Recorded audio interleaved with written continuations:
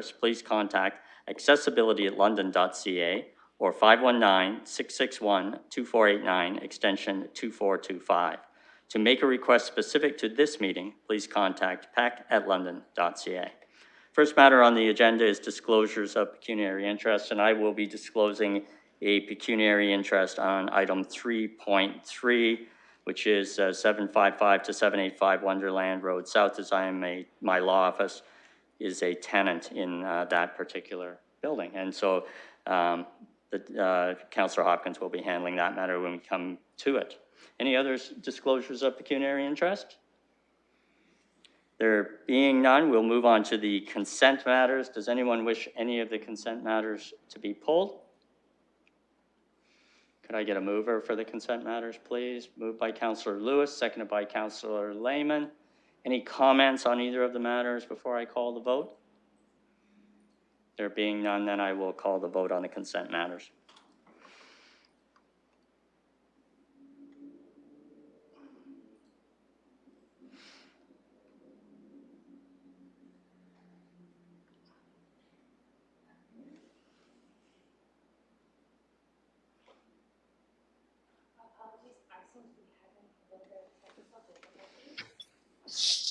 Okay. Can I do a hand vote then? All those in favor? Just showing a hand vote. All councillors are voting in favor. Then we'll move on to the scheduled items. Scheduled item number 1 is a public participation meeting with regard to a demolition request on heritage listed property at 900 King Street. This also relates to a matter that is in under 4.2 in the Latch agenda. So whatever the result is, we'll be approving or not approving that recommendation from the Latch committee. So I just need a motion to open the public participation meeting. Moved by Councillor Lehman, seconded by Councillor Hopkins. If there's anything further, are we still having technical problems?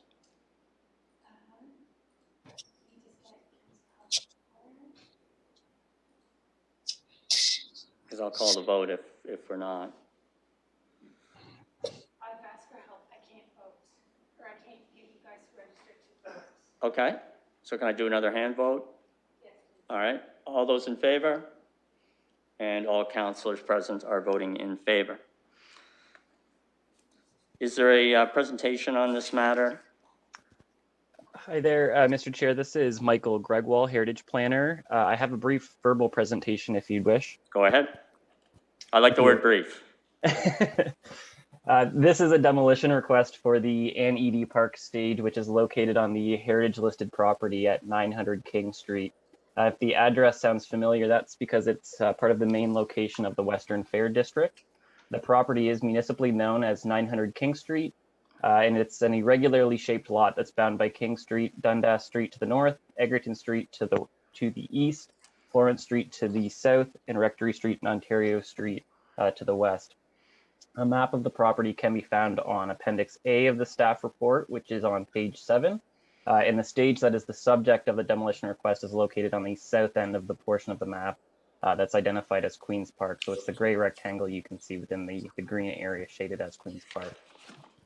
Queen's Park and the Western Fair have been in existence at this location since the late 19th century. However, the Anne Edie Park stage was constructed in 1971, so it's obviously one of the much more recent additions to the property.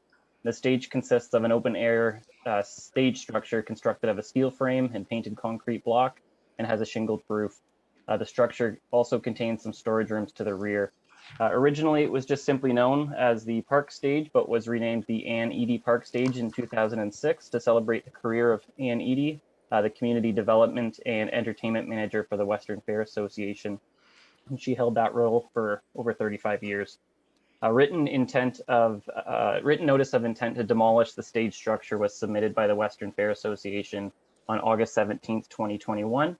And when considering a demolition request for a building or structure on a heritage listed property, as per Section 27 of the Ontario Heritage Act, Council must respond within 60 days and must either consent to the demolition or issue a notice of intent to designate the property, essentially refusing the demolition.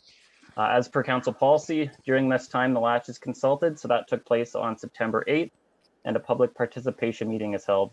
So the 60-day period for this application expires on October 16th, 2021.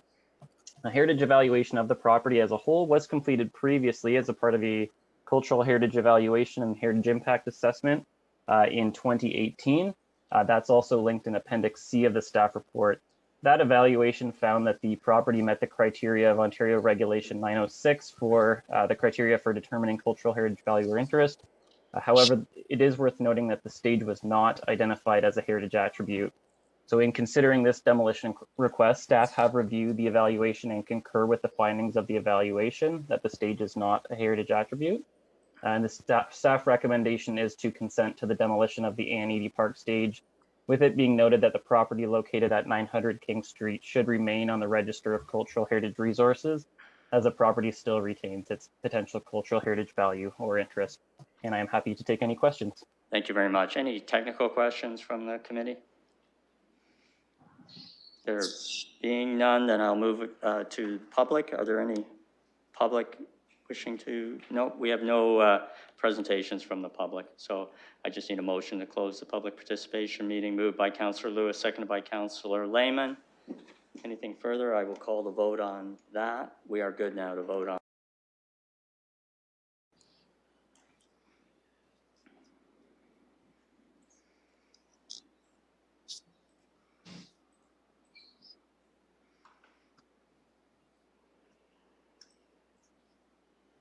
Closing the vote, the motion carries 4-0. All right, so I'll turn it. Thank you, Mr. Chair. I'll move the staff recommendation. Is there a seconder for that? Councillor Lehman. And the court will also be approving paragraph 4.2 of the last report along with that, which also concurs with the demolition. Any further discussion? Councillor Hopkins? Yeah, thank you, Mr. Chair, and I'm happy to support the recommendation and glad to hear that the property will still remain as a cultural heritage property. I just want to kind of curious to know why it's being demolished, though. Staff, can you answer that? Sure. Through the chair, the demolition of the stage has been identified previously as a part of the Queen's Park Steering Committee as one of the plans to upgrade site amenities and planning for the property in a long term. The stage is in relatively poor condition and is in kind of in need of a new plan. So this is the current plan right now. I don't believe the current ask is for the demolition of the stage, and I think future plans are for an eventual reconstruction of a commemorative a performance space, but no specific plans identified or timeframes at this time. Anything further from the committee? There being nothing, I will call the vote.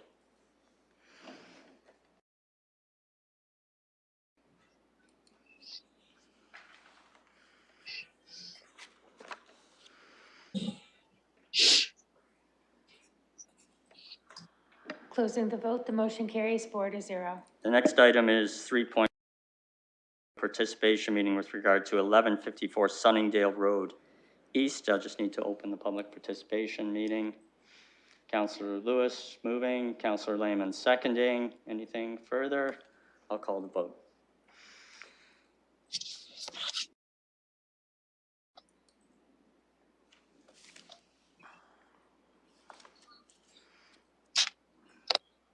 Closing the vote, the motion carries 4-0. And staff presentation on this particular matter. Are there any public submissions? Yes, the applicant, Anthony Gubbles, and one member of the public. All right, Mr. Gubbles.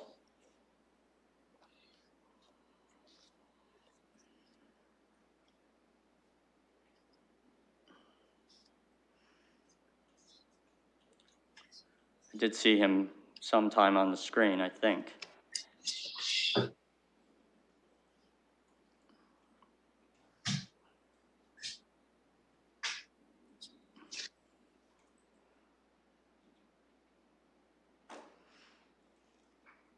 Mr. Gubbles, are you there?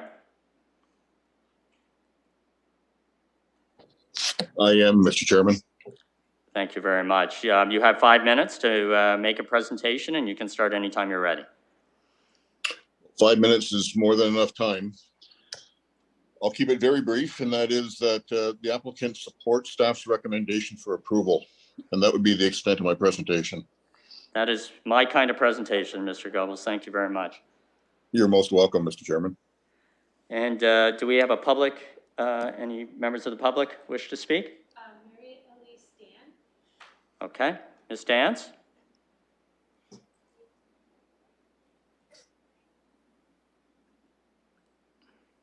Ms. Dance, are you here?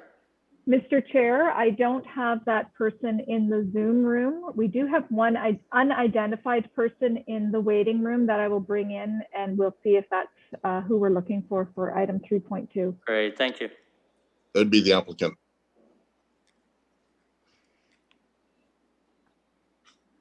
I'm sorry, you were the unidentified person? No, this is Anthony Goebbels. I was the agent. The applicant was attending, but I don't believe she intended to say anything. Oh, okay, we'll find out. Is that the person's name that was mentioned? Elise Stan, yes. Yes, okay, fair enough. So she is not speaking? No, she is not. Okay, great. So that looks like that's the extent of the public participation. So I'll just need someone to, a motion to close the public participation meeting, moved by Councillor Lehman, seconded by Councillor Lewis. Anything further? I'll call the vote.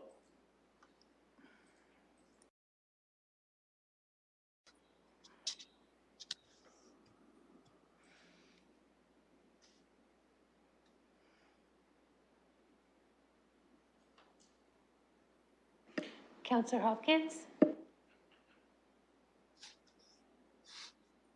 Closing the vote, the motion carries 4-0. All right. Then, is someone prepared to move the recommendation? Moved by Councillor Lewis, seconded by Councillor Lehman. Any comments on the motion? There being none, then I will call the vote.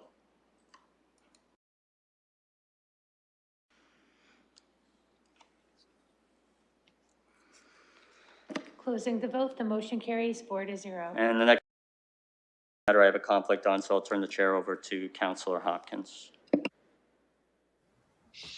Yes, thank you, Councillor Squire, and I will take the chair. And I would like to confirm before we move on how many committee members we have. I know I can't see you.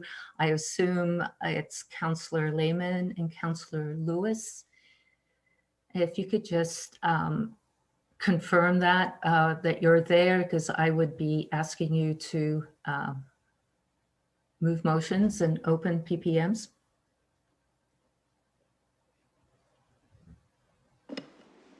Vice Chair, yeah, this is Councillor Lehman. I'm not too sure how we do that. I can see you on my screen, but I'm not too sure if you can see me, so. I can only see you if you speak. Okay, so I'm confirming my attendance. And I will confirm my attendance as well, Madam Vice Chair, and Councillor Lehman and I will do our best not to speak over each other if we need to get your attention. Thank you for confirming. I just wanted to make sure I knew who was at committee, and I would like to, I guess, open up the public participation meeting. This is for 755, 785 Wonderland Road South, which is Westmount Mall. So with that, I will go to my committee members to open up the PPM. This is Councillor Lehman. I'll make that motion to open it up. And I have a second. And I will second. Thank you very much. And with that, the public participation meeting is open. I want to bring to your attention, committee members, the letter that we received from Selinka Priamo on a request to refer as well. But with that, I will go to staff for their presentation. Pardon me, Councillor Hopkins, can we please vote on opening the public Oh, participation? yes, sorry. It feels strange doing it from so far away.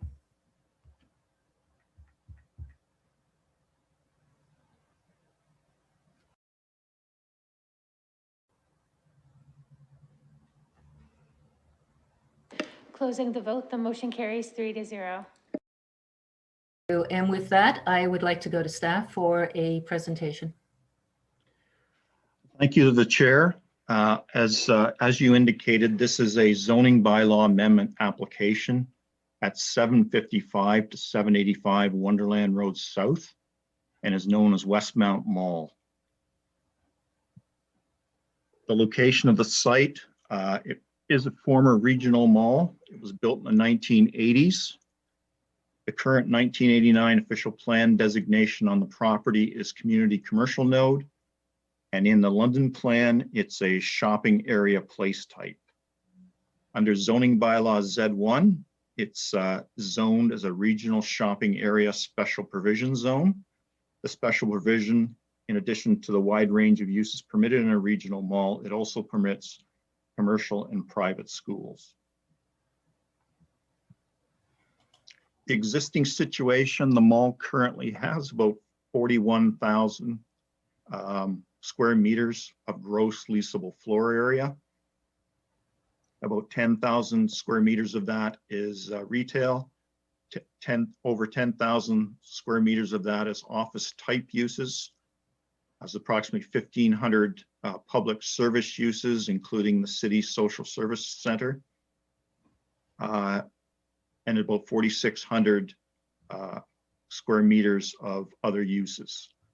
Approximately 15,000 square meters of the mall is vacant, or 36% of the total gross leasable floor area.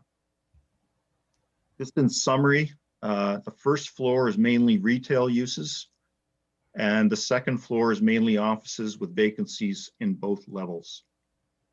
In recent years, the former regional shopping area, the shopping mall has been losing tenants and has had some vacancy issues in the past, partially due to the proximity of new commercial development to the south and changes in retail demand over time.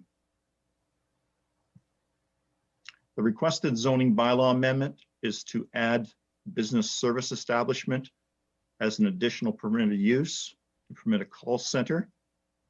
On the surface, this seems fairly straightforward, but when you look at it in some detail, there are some policy and zoning implications to it. In the request, there was no size specified for what size this call center would be. The definition of business service establishment is listed in your agenda. It means an establishment primarily engaged in providing services to business establishments on a fee or contract basis, including advertising and mailing, building maintenance, employment services, protective services, and small equipment rental, leasing, and repair. Staff have gone through zoning bylaws Z1, and that use is only currently permitted in one light industrial zone at the current time. Most of the call centers in the city have located in the downtown. And a good example of that are the call centers that are in City Plaza / Galleria. The City of London has had very strict office policies since the 1990s.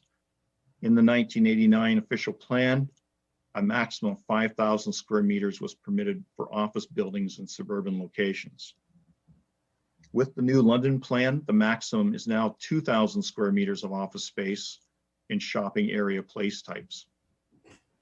The policies focus on the all-inclusive term office, which includes all forms of offices, whereas zoning bylaw Z1 has various office definitions.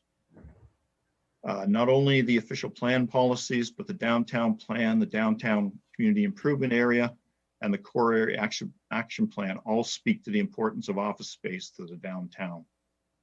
And the goal of all these policies and regulations is to limit large floor plate employment-based offices in suburban locations and direct them towards the downtown. Small-scale offices are still allowed in suburban locations that serve walk-up clients and customers, but the scale is limited. In terms of office space statistics, I've updated the information that was in the report to include a 2021 stat. The overall vacancy rate in downtown is 18%. That is an average of Class A, Class B, and Class C space. Class C is the older buildings in downtown, has fewer amenities than Class A. And in suburban locations, the rate is 6.6%. For general reference, a 5 to 8% vacancy rate is considered a healthy office rate. In the last 5 years, the downtown share of office space has dropped 5% from 80% to approximately 75%. And to deal with this, the city has recently formed a core area vacancy strategy team to identify ways to fill vacancies, and that study is currently being undertaken. Why is downtown important to the city? The downtown is the employment, entertainment, and cultural center of the city's gathering place for all its citizens. In terms of assessment taxes, the downtown collects a disproportionate share based on its land area. In the last State of the Downtown report, 5.5% of all taxes are collected from the downtown, and the downtown only comprises 0.2% of the total city land area. It's also, office space is also important to the downtown because it provides spin-off benefits to other uses downtown, such as retail, personal service, and restaurants. So given all these facts and the policy analysis included in our report, we are recommending refusal of the request to add business service establishment as a permitted use. It's not in conformity with the 2020 provincial policy statement with regards to enhancing main streets in the downtown. It's not in conformity with the downtown and community commercial nodes policies of the 89 official plan. It's not in conformity with the downtown and shopping area place type policies of the London plan. It would introduce a large floor space employment-based office use in a suburban location. And based on the definition of business service establishment, it could introduce a light industrial use into a shopping mall. Now, staff just didn't want to leave it at a strict refusal. We wanted to at least indicate what we see as potential options for the site. We feel the focus should be on non-office uses, community serving uses, since this is a community commercial node now. We feel that introduction of high density or medium density residential, similar to applications we recently had for Masonville Mall, Highlands Center, and London Mall in London, that this is a viable option. This is something that's been happening not only in Canada, but has been happening south of the border, where old malls are refitted and turned into mixed use landforms. And the third option we put in the report was possibly reformatting the mall, similar to Oak Ridge, Argyle, and Northlands Mall. That concludes the presentation. I'd be happy to answer any questions. Thank you, Mr. Parker. Any technical questions from committee members? I hear none. So I will go to the applicant. If the applicant is there, please come forward. Thank you, Madam Chair. My name is Casey Kolchicki. I'm a senior planner with Zelenka Preamble Limited. As you alluded to at the top of the item, we did file a letter on Friday to planning committee members requesting a deferral for this item tonight. We've reviewed the staff report, and we believe that given the contents of the staff report, there's some material in there that warrants further analysis and further discussion with staff before we make a final determination on the application at hand. I won't go through the contents of my letter. They speak for themselves, but just given the presentation tonight and that report, we think that there's some basis for further discussions with staff on how they see this property developing moving forward, given its current high vacancy rate and just the sheer size of the property itself, providing an opportunity for additional development opportunities. We would like to have those discussions with staff before a final decision is made on the application at hand. I'm available to answer any questions, though, if planning committee members have any. Thank you. Thank you for that. Is there anyone else from the public that would like to make a comment? I hear none. I see none, and I'll ask one more time. Any other comments from the public are welcome. Well, this is Luke Cornelli from representing the owner. I've heard the comments made by staff, and obviously as a person whose life work is repositioning and fixing defunct properties, I find some of the comparatives offered by staff are not exactly accurate for this kind of an asset.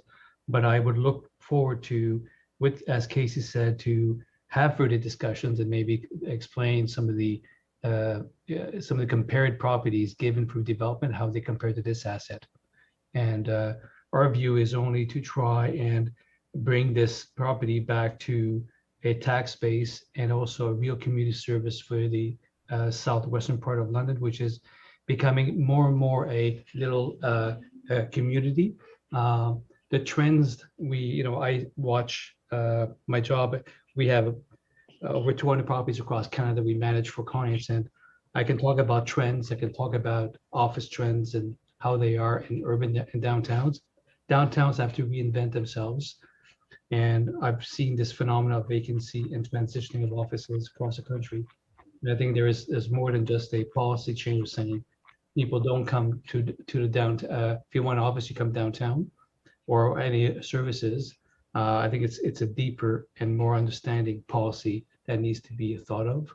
And I hope that we get the chance to have this discussion further with our planners, with the city, to find a solution. Because we think that our game is not to go after downtown. It wasn't our game, and we haven't taken that tack. We feel this is a different type of use. We're seeing trends for call centers to move out of urban areas because of parking, transition, transport, and staff. And this is a kind of a option, because we know of guys looking in the market which are leaving London because of the situation. So our thought is, instead of people not coming to London, if we can offer this service, we can keep them in London, keep the jobs in London, and support the economy in London. Thank you. And I'll ask one last time, if there's anyone else that would like to make a comment, please do so. I'd like to go to the committee members to close the public participation meeting. I'll move closure, Madam Presiding Officer. Councillor Lehman seconds. Thank you, Councillor Lehman. And with that, I will go to the committee members. As you see, we have received a request to defer this recommendation. I also see the ward councillor, Councillor Van Meerbergen. If committee members allow me, I may go to the ward councillor to make a comment first. Apologies, Councillor Hopkins. I just need to vote to close the public meeting, please.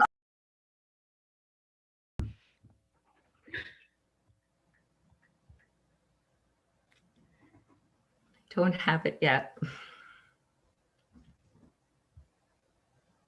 Oh, there it is.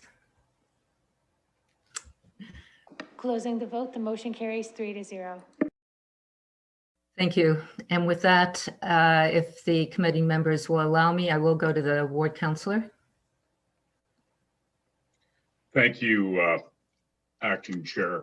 And Acting Chair, as you are a fellow Southwestern London resident, you're more than aware of how important a properly functioning Westmount Mall is to our area, certainly the south and west of London.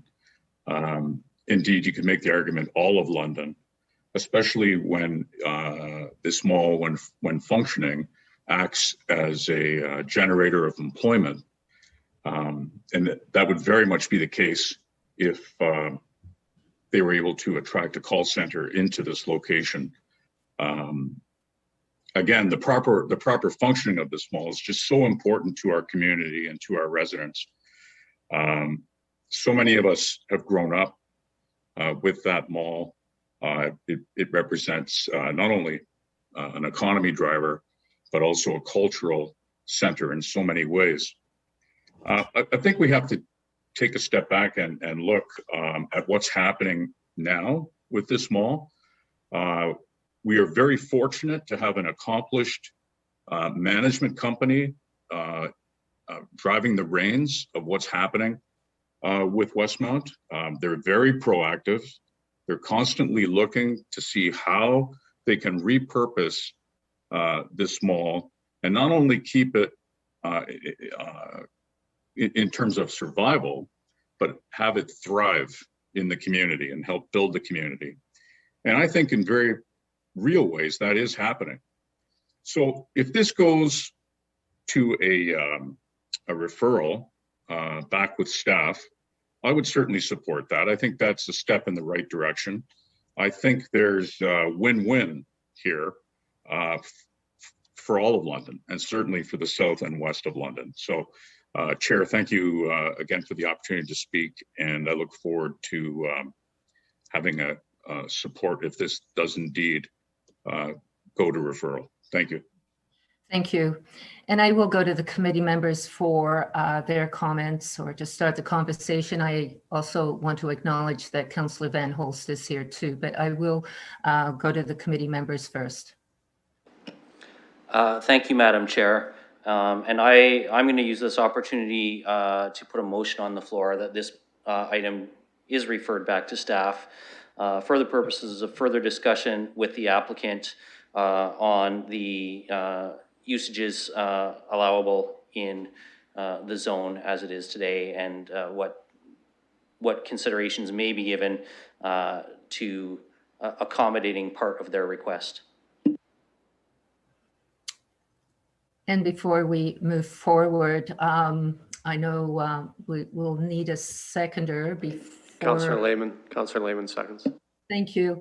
And if the committee members would allow me there, just in case this was going to be referred back, there is a motion in front of staff that the civic administration refer this back for further consultation with the applicant and to report back to a future public participating meeting of the Planning and Environmental Committee. So that was more or less, if you would like to make changes to that, please feel free to do that. But I wonder if I now would go to Councillor Van Holst to make a comment.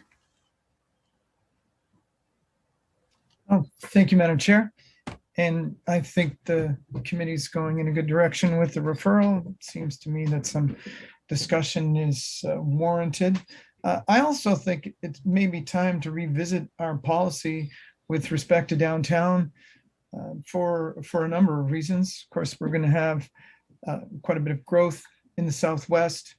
And at this point, we're not widening the roads, which people would be taking if they wanted to have their office job downtown. So if we're looking at reducing the number of vehicles on the road, if we're looking at reducing travel time and carbon emissions because of that, having jobs closer to where people work is certainly a possibility to solve those things. So I think we might want to look again at that policy. I think it might also have some other effects that would help us fill up a downtown as well. With downtown being the only place you can have an office or a larger office, that might drive the prices up. Whereas if it was spread out a little more in the city, those might be a little more attractive and bring even more. As our city grows, we need places to work, and there's going to be people who don't have cars, who might like working in their neighborhood. I think that's a very attractive thing and might help us grow as well. So there's a few reasons why I think this policy from the 1990s, although I think it's achieved some important gains for us, we might want to look at that again. And in revisiting that, this particular this particular development or zone change might seem worthy or more worthy through that lens. My question, if I can, to the applicant, is there, and do you have a potential tenant is that why you're coming to us with this, or is it just a plan that you've seen work in other communities? We do not have a tenant in hand. I think that we need to be, going out to have a tenant and then tell a tenant, I will get you in this mall, and we can't. It's not kind of ethical, right? Or we have to say, look, guys, we need a year or so before we find out the city would want.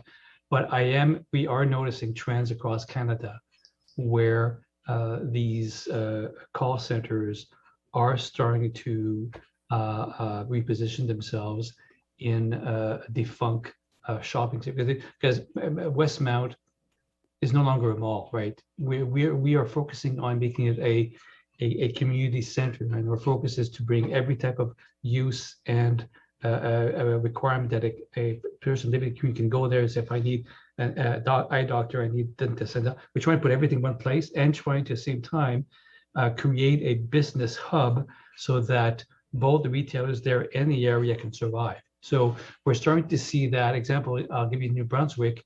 TD moved their big call center in a former Sears box, which is exactly the situation here. I don't know if you know, but TD also is making some changes across the country, and in London, they're not coming to us, but we were wondering, we followed them in what they did in New Brunswick, and that's what they did, and we're starting to see that kind of a trend. So it's helping revive the community, because we know Westmount, as you know, has also a transit hub on it. It's got that perfect capacity of bringing people to the area, be able to work, and then go get back on the subway system. And our thought is have a live, work, play environment. People can go to the grocery, and now we've got a Dollarama coming in. We're trying to create all these types, and bring a bigger pharmacy, and have all these services for people that work there or in the area to come. So why we want to call centers? Because it's a trend that's happening, and it's a great way to refix and reposition defunct assets like this one. Thank you, Mr. Cernelli. And Councillor Van Holst, if you could go through me, please, too. Oh, I'm sorry if that was my intent, Madam Chair. Again, as just a final comment to you, the mall is having some challenges there, and I recall us turning down another opportunity that came up for them, and in the form of a somewhat of a zoo or for reptiles, and that would have been quite a draw to the community as well. So I do see that this is an area that requires some attention, and I hope we'll take that extra time to look at some other possibilities. Thank you. Thank you, Councillor Van Holst. I'd like to go back to the committee members, and we do have a motion to have this deferred. I would like to see if there's any other comments. I noticed Councillor Turner is here. Councillor Turner. Thank you, Madam Chair. If there's no other comments from the committee, if I have a chance, I'd love to speak. Yes, I think the committee members have brought forward the deferral to move and second the deferral of this recommendation to go back to staff to have further discussions with the applicant, and to eventually bring it back to a further public participation meeting at planning. Thanks, Madam Chair. If I might, through you to staff, I'm kind of curious about the property tax implications of commercial properties, specifically with the commercial A, commercial B, and the core. One of our challenges right now with kind of the peri-COVID times is that we see very high vacancy in the core, as Mr. Parker outlined. Part of that ends up having a fairly significant impact in our and property tax revenues in that property class. And I'm wondering if there might be any commentary about how this might impact property tax revenues on that class, I've raised this a couple of times at council before. One of my big concerns is that where we see a large decrease or a rapid decrease in occupancy amongst commercial properties, the challenge would be is that in order to make up for that shortfall in revenue, we have to change the ratios, and we have to move property taxation in greater numbers over to a different class. And most often that class is going to be residential. We saw that, and I've raised, as I said before in council, this happened to some profound effect in Calgary when there was a bit of the oil burst, and we saw a lot of decrease in occupancy in their downtown. Do we have those similar concerns here? And if we do, is this relatively neutral in terms of our property tax revenues on commercial properties, or does it have an impact one way or the other? Thank you for the question, Councillor Turner, and I will go to staff. I'm not sure if there's someone here that can address the question around the property tax classifications and the impacts on the changes that we may make. If I can go to staff, if there's anyone here. Thank you, Madam Chair. It's Greg Barrett speaking. There's nobody here from finance. We can certainly follow up and see if we get an answer for Councillor Turner for council. I wouldn't want to try to venture a comment on behalf of finance.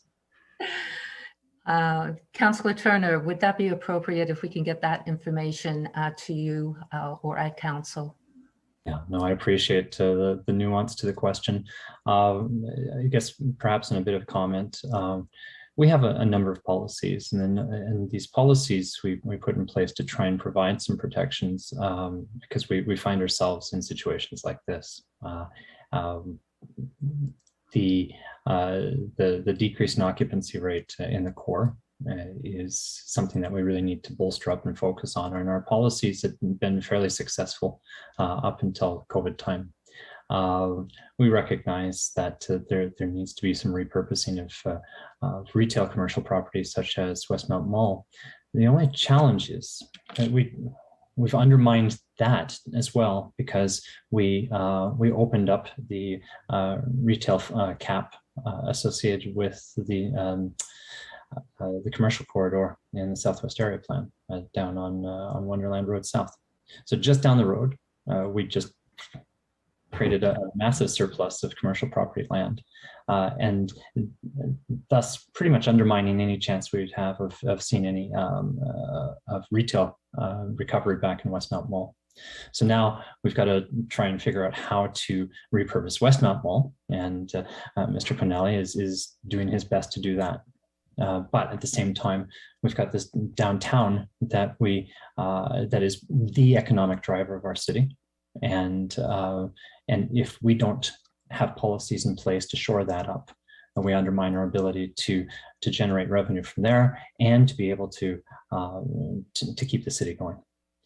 So we've got a bit of a squirrel moment here because it's pulling our attention in every direction, and the policy is well founded. It makes a lot of sense, except when we start to talk about how do we make sure that we don't have this big empty building in the middle of Westmount. Councillor Van Holst is right, and Councillor Van Meerbergen's right. It makes sense to build our neighborhoods in a way where people work close to where they live, so that we don't have to drive all over the city to be able to do that. This is a bit of a conundrum, and that's kind of the purpose of my question, is to think about how does this impact us on a municipal revenue side of things, because I think we're going to be in a lot of trouble in the next few years. And if we make the wrong step here, then that impact is going to be felt by residential, not people who can write off their property taxes on their financial sheets. They're going to feel it in their pocketbooks directly. Not to say that companies don't feel these things as well, but taxes are a business expense for them. Taxes are a living expense for residents. And so when we see those shifts, it creates a fairly large impact to the people who we need to be able to do everything we can to protect and support. So I don't envy the situation that the committee is in. I think a referral to hear if there might be some opportunities for some sort of compromise. Sounds appropriate. I support the recommendation from staff on the refusal. It sounds like they've tried to leave the door open to some other options. I think we also, when we have people purchasing properties, they purchase them going hopefully with their eyes open, understanding what the regulatory environment is before they do so. And then it might be challenging to make those changes, because this is a pretty massive shift in our municipal policies to be able to allow what's being asked of it. And Councillor Van Holst asked the right question. Is there a prospective tenant, or is this just to make sure that the conditions are right to be able to attract one? Without a tenant, we're more in a theoretical, and we're zoning something for future days that could have, like I said before, an impact on the viability of our core. So thank you for the opportunity to speak, Councillor Hopkins. Thank you, Councillor Turner, for joining in. And with that, I would like to go to the committee members if they have further comments, and if not, if they could allow me just to make a comment from the presiding chair. We'll defer to you, Councillor Hopkins. Thank you, Councillor Lewis. And I just want to thank committee and the attending councillors for their comments. I would agree completely with Councillor Van Meerbergen. This is a mall that's very important to the west part of the city, and we need to do something about it. I do hear, and it is a really a difficult, challenging conversation to have. I was struggling with just automatically refusing it, even though I could understand to refuse it. But then what do we do? And I would definitely encourage the applicant to really work with the city, understand our policies.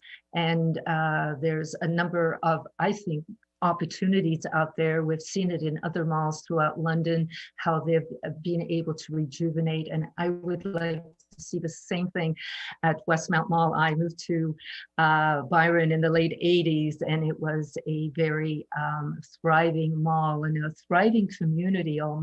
Couple of my sons went to Saunders, and one went to Westmount. So there is a lot of, I think, opportunities in the community, and I would definitely just encourage the applicant and city staff to have those conversations, I think, that are definitely needed to somehow rejuvenate Westmount Mall. So with that, there is a motion in front of the committee members, and we can vote if there aren't any further comments.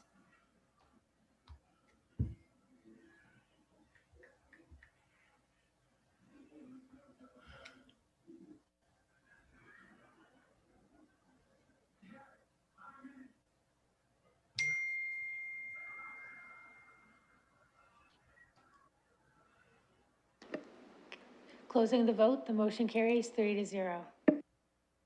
Thank you. And with that, I will return the chair to Councillor Squire. Thank you very much, Vice Chair, for taking care of that part of the meeting. We're now going to move on to item 3.4, which is a public participation meeting with regard to 250 to 272 Springbank Drive, and I'll need a motion to open the public participation meeting. Moved by Councillor Lehman, seconded by Councillor Lewis. If there's nothing further, I will call the vote on that.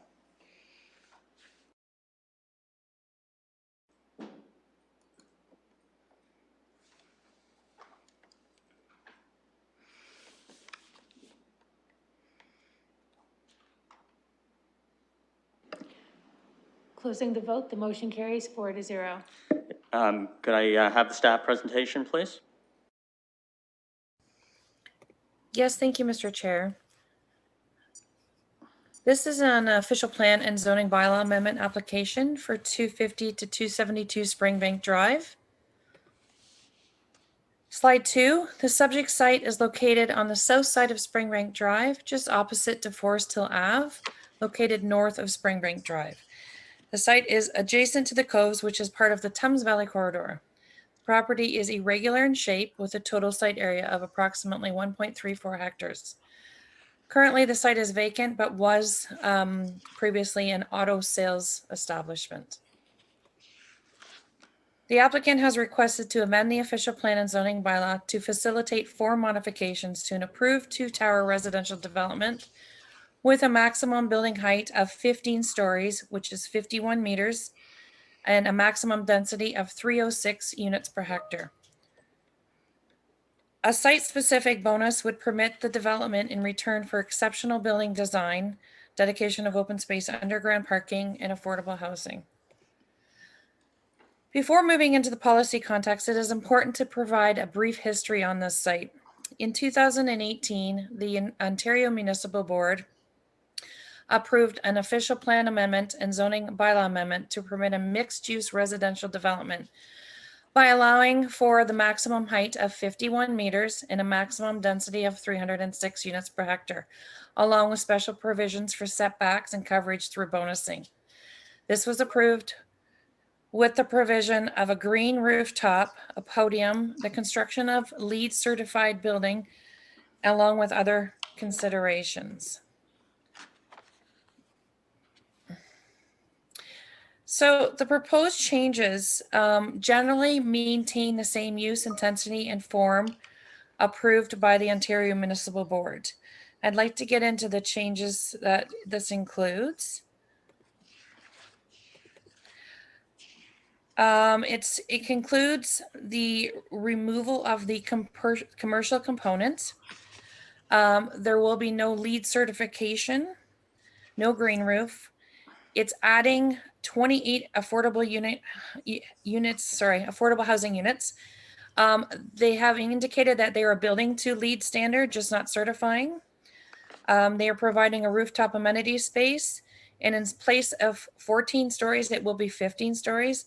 However, again, I want to note it is important that everyone know that the height of the 51 meters is staying the same, and the density is staying the same with 306 units per hectare that was approved through the bonusing at the board. Looking at use, intensity, and form, as proposed, as mentioned, the proposed development generally maintains the same use, intensity, and form approved by the board. The commercial component has been removed, as mentioned, with only residential remaining. The podium is now proposed with garden suites. This is a positive given the housing shortage in the city. The intensity has remained the same with the height at 51 meters as mentioned and density of 306 units per hectare through bonusing, with the exception, as mentioned, 14 stories to 15 stories. Looking at the form, there are small changes, but improved changes from the previously approved form in that the towers are now parallel to the street and situated above a 2-story residential podium. This also they have also incorporated 2 stories of underground parking. The most substantial change I'd like to mention is the removal of the green roof and LEED certification and replacing them again with the 28 affordable housing units as mentioned. It should be noted that the applicant has indicated the development will be constructed to LEED, as I mentioned previously. So looking at the relevant policies for this application, it is important that are really the following. The proposed development remains largely unchanged, as mentioned, and is consistent with the intent of the amendments approved by the board. Through the board order, these lands were redesignated to multifamily high-density residential, which permits high-rise apartment buildings. The subject site is located in the urban corridor place type. This allows apartment buildings. The proposal facilitates the development of an underutilized property and encourages an appropriate form of development. Looking at this, staff are satisfied that the provision of the affordable housing along with the exceptional building design, underground parking is commensurate for the requested changes and consistent with the board order. As such, staff are satisfied the proposed intensity and scale of the development is in conformity with the 1989 official plan. I'd also like to mention that the proposed modifications to the form represent good planning and are consistent with the development framework as approved by the board. The bonusing on the subject site ensures the building form and design will fit within the surrounding area while providing a high quality design standard. The subject lands are situated in a location where intensification can be accommodated given the nearby arterial roads and existing public transit. The proposed amendments conform to the 1989 official plan policies and the in-force policies of the London Plan. I'd like to just quickly mention that there is a proposed recommended site-specific policy to the urban corridor place type. And this is to align with the approved Ontario Municipal Board order, which added a specific policy in section 3.5 in the 1989 official plan. And to also align with the proposed change to the application to the 1989 official plan policy from 14 stories to 15 stories, while maintaining that height of 51 meters. You're now at 6 minutes. Okay, sorry, I'll just round up now. With all this being said, staff are recommending the proposed official plan and zoning bylaw amendments. Thank you. Thank you. Is the applicant in attendance?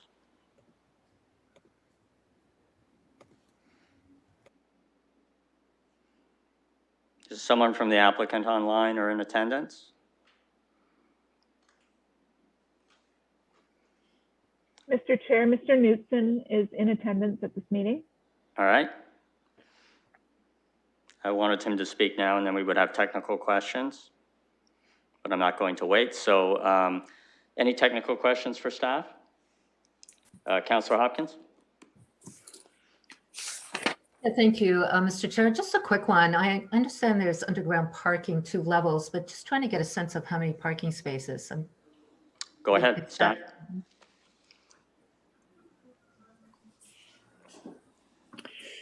Through you, Mr. Chairman, I'm now unmuted. We're asking staff a question, sir. Thank you. For you, Mr. Chair, I actually missed that question, sorry. Could you repeat it, Councillor? Yes, I understand there's underground parking, and I just want to confirm how many parking spaces are in this application. Through you, Mr. Chair, if you give me about 20 seconds, I can find that information. 20 seconds.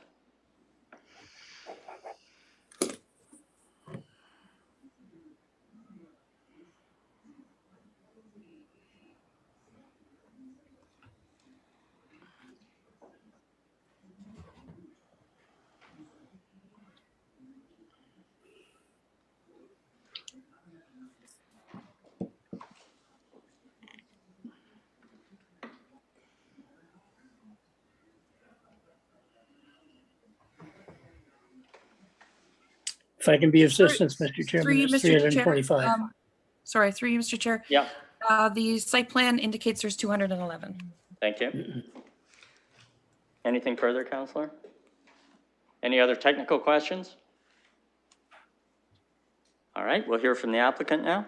Go ahead, sir. Thank you, Mr. Chairman.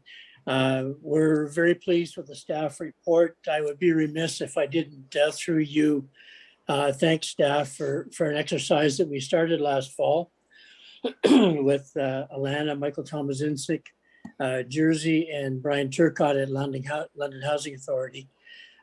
Together, I believe we brought a better plan before you than what had been approved by the board. And I just a couple of quick notes. There's a best efforts toward the LEED. We were advised that LEED certification would delay the project in construction by at least 2 years and maybe 3 because of that process. There's never been an apartment building done to LEED certified standard in London prior. Also, the green roof was a component of the commercial podium, which has been eliminated. There is an amenity space where that podium would have been, which is between the 2 towers and behind the 2-story residential apartments facing Springbank. I don't have a lot to tell you. There's been a long history on this, and staff, as I say, have done yeoman work to bring this before you. On that, I'd be happy to answer any questions that the committee has and also that any of the public might have. Thank you. Thank you. Any technical questions for the applicant from committee? There being none, we will then go to the public. Through you, Mr. Chair, Stephanie Pereira. Ms. Pereira, Hello. you have 5 minutes whenever you want to start. And if you'd like to give us your address, you can. Okay, I'm at 80 Springbank Drive, so down the road. So as a resident, I against this proposal and the zoning amendments and the waiving of the LEED accreditation. I worry about the enjoyment of the coves, since I feel like these buildings are going to be seen no matter where you are walking in the coves. I also worry about the unique wildlife and vegetation in the coves and how it's going to change the overall community. I had read in transcripts that the council had proposed a smaller low to mid-rise building, which I feel is much more appropriate for this area. With that said, I do have 2 kind of specific points. So I know that the building's going to obviously increase the density of the people in the area. There's going to be more garbage, more foot traffic, much of which will be in the coves, in those trails. So has there been anything done to specifically assess the impact on the coves? I know that the Thames Valley Conservation Authority was, I don't know, at a meeting, or they didn't have objections, but I don't really know what that means. Like, has anyone actually been consulted that knows about the wildlife in this environmentally significant area and what the impact will be on? And then my other question is that, yes, it's in a multi-family high density residential zone, but there is still certain criteria in that zone. The Ontario board previously found no impact to the character in the surrounding area. And just as a resident, I disagree with that. I don't think that it does fit the single family homes and the small businesses. So my second question is like, what is the rationale of how this possibly matches the scale and character in the adjacent area? Thank you. Done. Thanks. Sorry about my dog. That's okay. We've heard a lot of them since we've been on COVID. They like to show up at meetings. Thank you.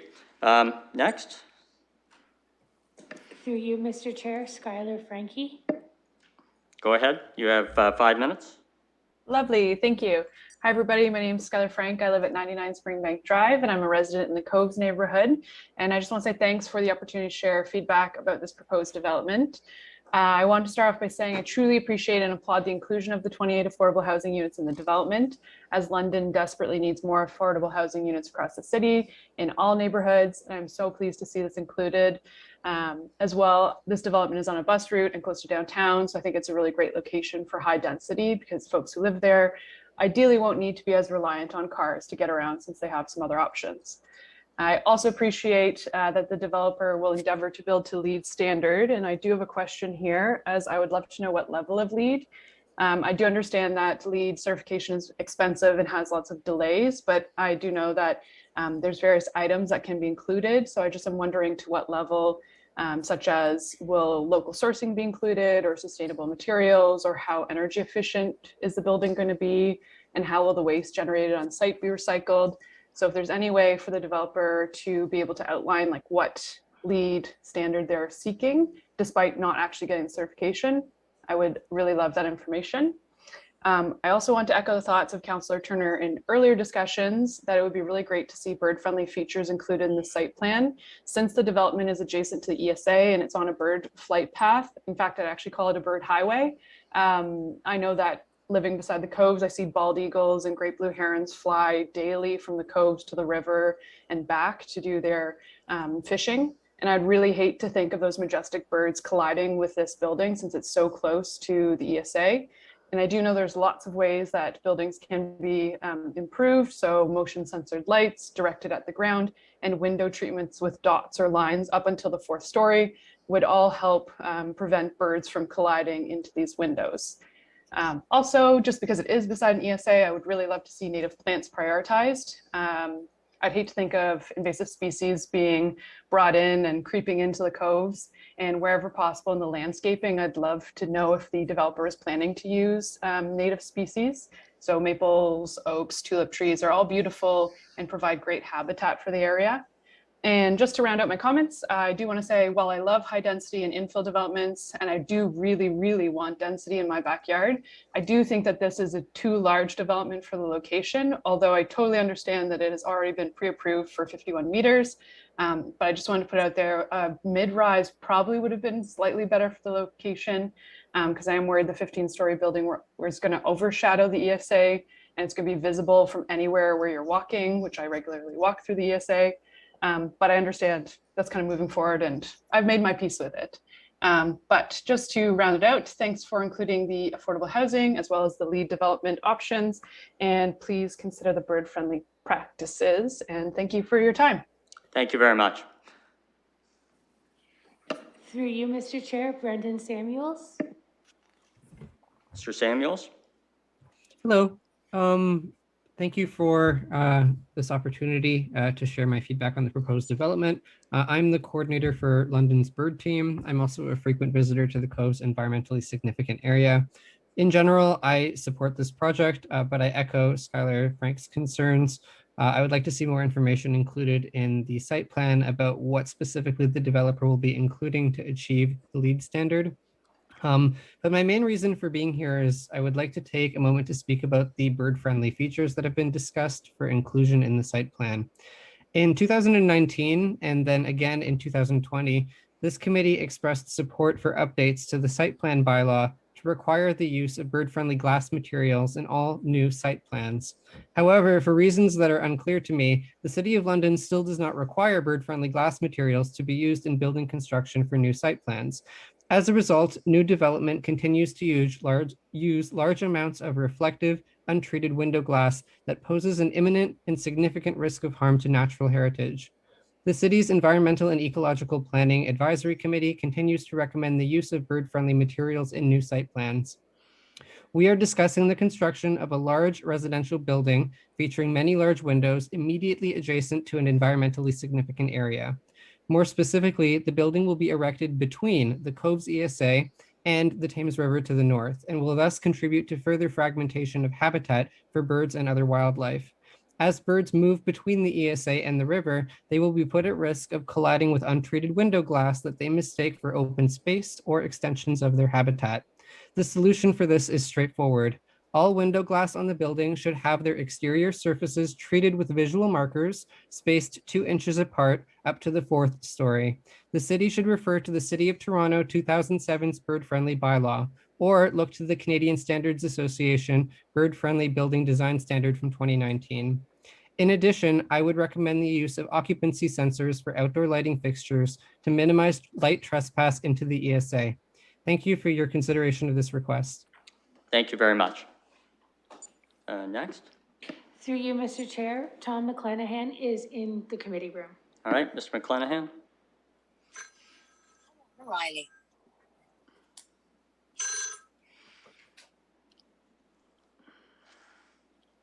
Hi.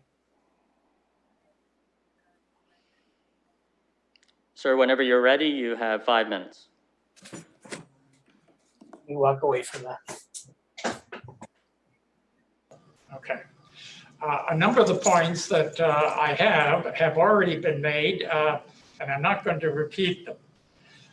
One of the things that I think is extremely important, that this particular structure, this project, is bordered on 2 sides by the Cove's environmentally significant area. And I guess the question that I would be asking if I were on this committee would be, in what way does this project enhance the Cove's environmentally significant area? The city and citizens have already invested a considerable amount of money in land acquisition and trail building to date. I have a suspicion that there'll be much more invested as well. So the city is, I think, acknowledged that one, the Coves is a very significant asset for the city, and most people who live in that area would agree. I want to make one other point, And that those of you who know your history know that every history of London begins on March the 2nd, 1793, with the arrival of the governor at the Coves, where a large peninsula has just been cut off from the river. The missing piece of information that often occurs is the fact that he was joined there by Joseph Brant. And that night at the campfire, it would have been interesting to note what they talked about. And some of you are probably aware that the decision was made that the new capital of Upper Canada would be at the forks of the Thames. That didn't occur, but I think that this is an extremely important piece in the history of this city. And at this particular point in time, the Coves is very much intact from what it would have been like in 1793. So to some degree, we're sort of erasing or rubbing away at what our history, and not very many cities, I don't think, can identify their beginning in the dramatic way that London could. These things need to be preserved, particularly the tree line or the meander, or the, I think the word is geomorphological feature. That's all I have to say for the moment. Thank you. Thank you. Next speaker, Tyson Whitehead, also in the committee room. Mr. Whitehead.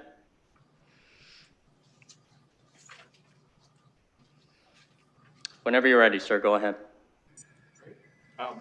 So myself and my wife, who's also here, are the couple. We live at 185 Foresthill Avenue. So this process has been a significant learning experience from us.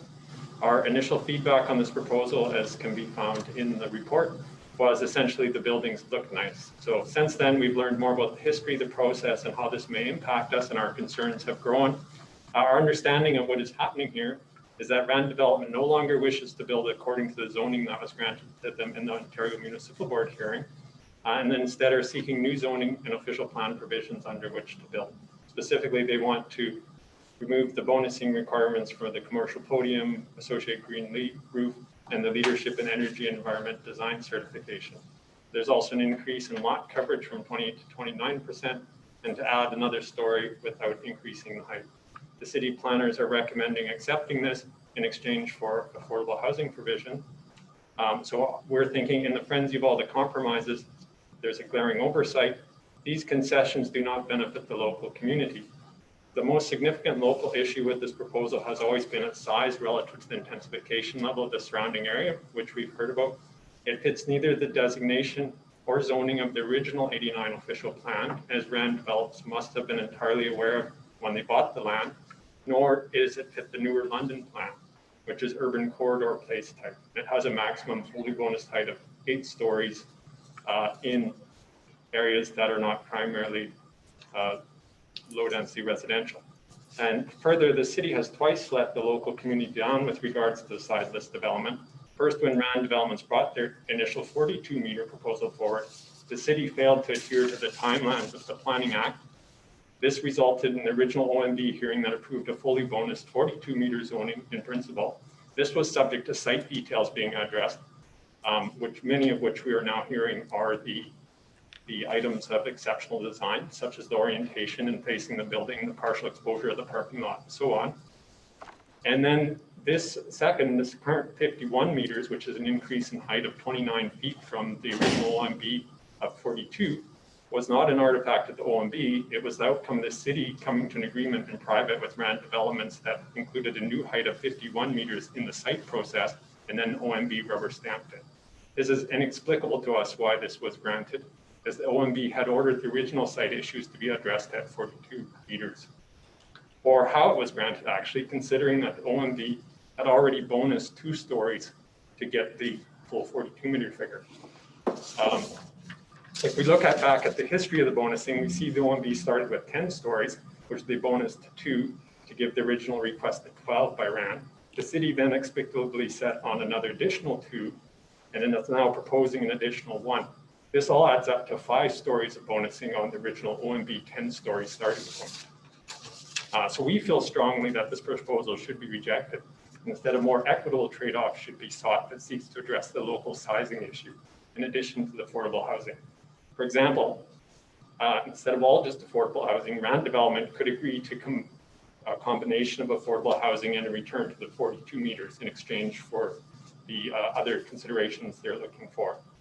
While the building is of exceptional design, much of this, if not all of it, stems from the items the OMB had required addressing in the site plan at 42 meters, and they're also now part of the new urban corridor form policy. Our other issue with this stems from the manner in which the London Plan amendment is being proposed. As already mentioned, the designation of the site plan in the London Plan is urban corridor. This is consistent with the vision the city has always expressed for this area, but it does not fit the current zoning or the amendments that were made to the 89 plan. The mechanism the London Plan adopted for dealing with high-density residential exception areas being carried forward from the 89 official plan was actually— You have 1 minute remaining. Was actually the creation of the HDR overlay place type. These are items 954 through 959. The overlay and all the corresponding points in the London Plan are currently under appeal in phase 1B of the London LPAT case. Other large corporations in London are presently ensuring their interests are being looked after in this hearing. Handling the RAN development HDR area as a site-specific West Coast policy in urban corridor place is not consistent with this other approach, and it likely violates the London Plan dictum to not create specific policy areas that set general precedents. In addition, we are being the second house in from Forest Hill City, so on a personal note now, the online shadow calculator indicates this building will place our house, and even more so our neighbors to the south, under shadow for multiple hours around noon in the months of November, December. Just hit 5 minutes. I will give you 10 more seconds, sir, if you could try to wrap up. Okay. It'll also rob residents along the east side of the coast of most of their evening sunshine during the summer. This situation, at least to us, would be significantly improved if we could return to a 42-meter height. And then we had the COVID issues, but those have already been discussed much better. So that is all I have to say. Thank you. Thank you very much. Appreciate it. Next speaker. Through you, Mr. Chair, that is everyone that is pre-registered. All right. However, I don't know if there's anyone else in the committee room. Can we just check and see if there's anyone in the committee? No, there isn't. All right. So it appears that everyone who wished to speak has spoken. I just need a motion to close the public participation meeting, moved by Councillor Lehman, seconded by Councillor Lewis. If there's not anything further, I will call the vote.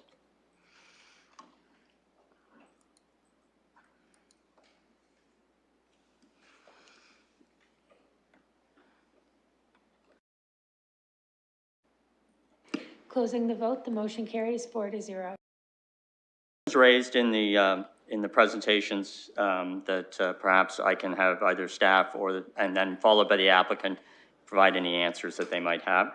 There was a question about whether there had been any specific assessment of the impact of this development on the coves, and I wonder if staff has any information on that.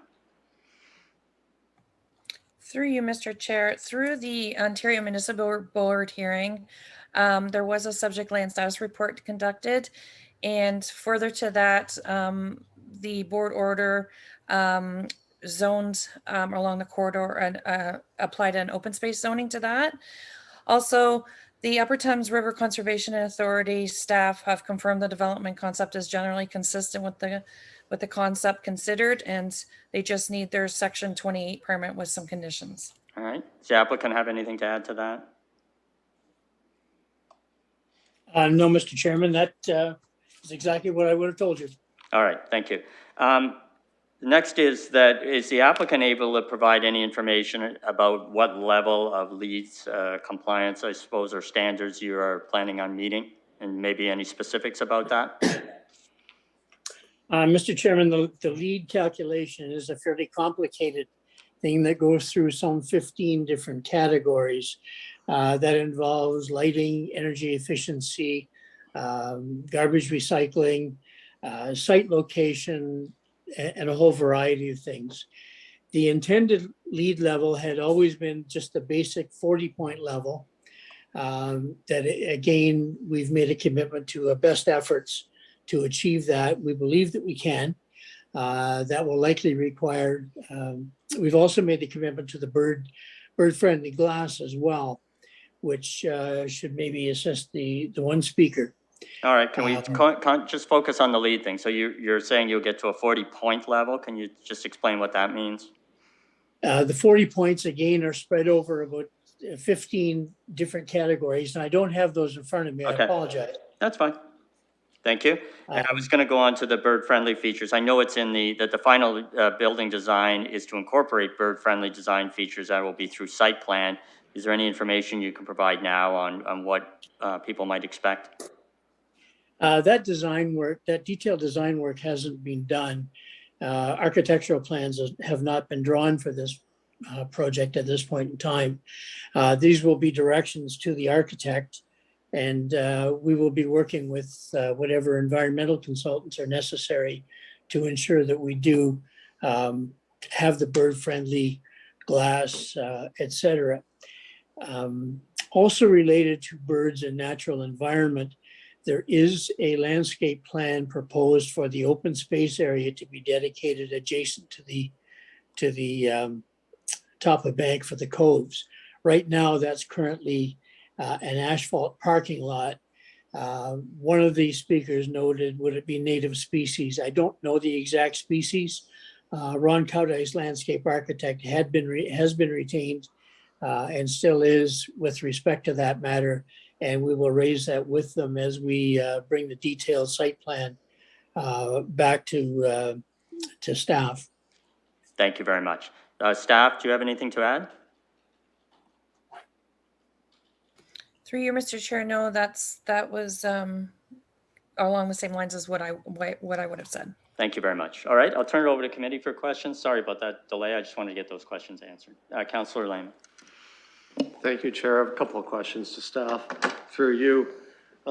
There's reference to this being referred to LPAT or the organization prior to LPAT. Can you give me some details on why that? I imagine it was challenged in some way. Can you give me some up-to-date information on why it was challenged and how we're at this point now? Mr. Chairman. Mr. Chair, it's Michael Thomas-Insick speaking. This matter was appealed to the Ontario Municipal Board as a result of non-decision by council in the statutory timeline. And the reason for that, though, I heard the comment made earlier that the staff let the process down. But what happens typically in a situation like this is that we try and work with the applicant and the community to come to a resolution. Often that goes beyond the statutory timeline. At the time, it was 5 months. And we started the progress of those negotiations weren't really advancing. And so the applicant then chose to appeal the matter to the Ontario Municipal Board for a decision. So that was the background on how it got there. Go ahead, Councillor. Thank you. And through Chair, to staff, unless I'm missing something in the report, I don't see any reference to the urban design peer review. Has this project been through that process? Go ahead.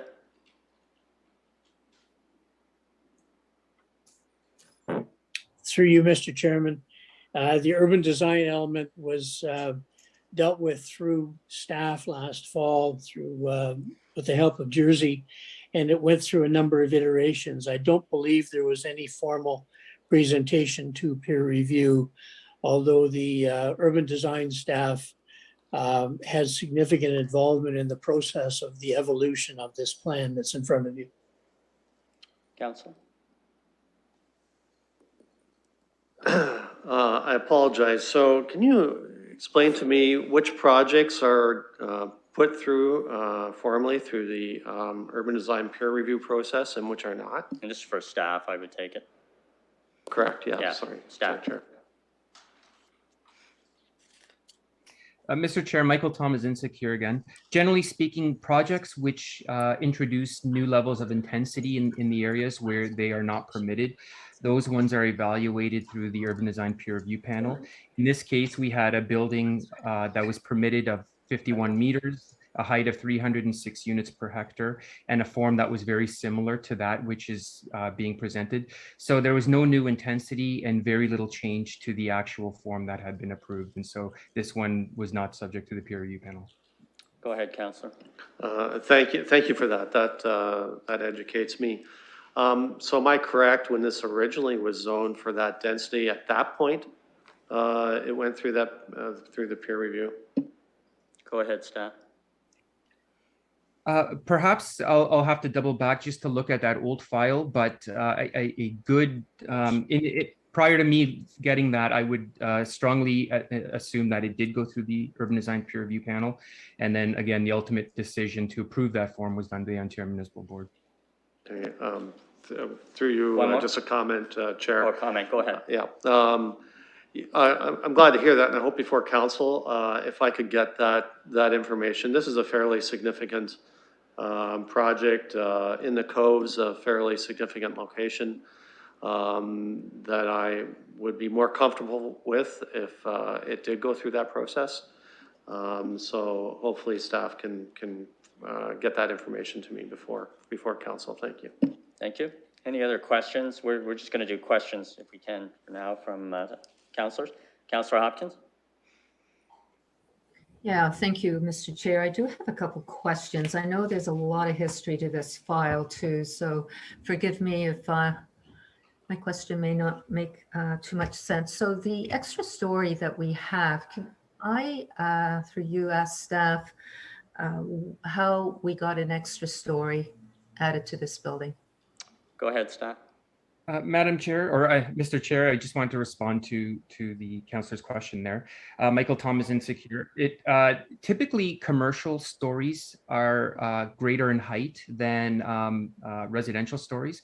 And so what you have here is the elimination of a commercial story, and then there's some excess height there as well. And it's not uncommon then for the other remaining 14 stories of the building to find efficiencies there to narrow down the stories and able to get one more story out of the building without increasing the height.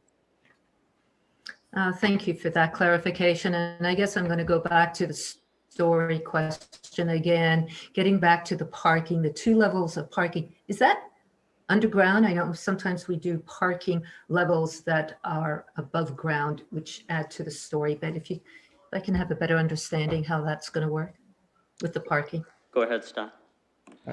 Mr. Chair, for the most part, it's underground. There are some slopes to this site which may result in portions of the property just being above ground, but the applicant is utilizing the slope and the topography to put this parking underground. There will be some surface parking as well, but there will be 2 stories of underground parking. And my last question for now is around the public participation meeting for a site plan application, which is going to go forward after this zoning. I just want clarification, just reading the recommendation. I did note that the OMB also ordered a public participation meeting through the site plan process, but if I can get a better understanding what we've done to date. Staff?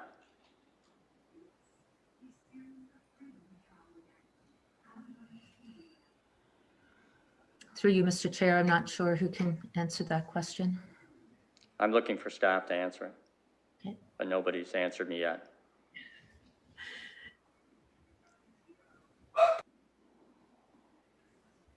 If I can be of assistance, Mr. Chair. No, it's a question for staff.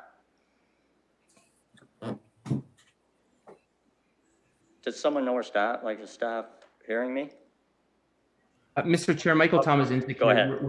We're just finding that answer out. I don't believe there was a requirement for a public site plan, but I could be mistaken on that. So we're just trying to figure that out. Just wanted to know that. Yeah, if I may, Mr. Chair, just to add to Mr. Thomas Sinek's response, if you go to page 90, there's, I guess, the last paragraph in the first paragraph, it refers to that, but I'm a little unclear to exactly what that means. And those are the end of my questions for now.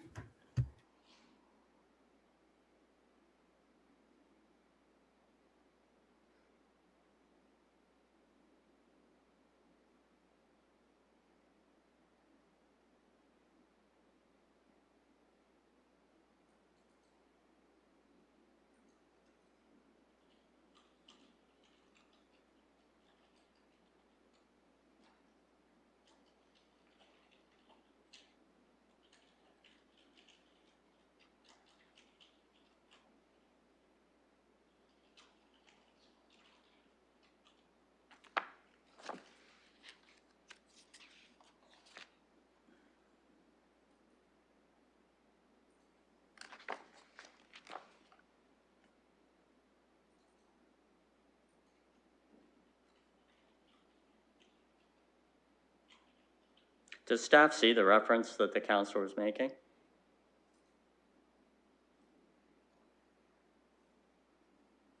feel like I've just, like I'm on my own here. No, you're not. Oh, not you, but staff just seems to have decided they were gonna absent themselves for a little while here. Mr. Chair, we're still looking for that response. But it's pretty clear that what the counselor's saying, and that on page 90, it says the OMB ordered that a public hearing should be conducted on the site plan application and that final approval of the zoning be withheld until a site plan had been approved and a satisfactory agreement entered into with the city.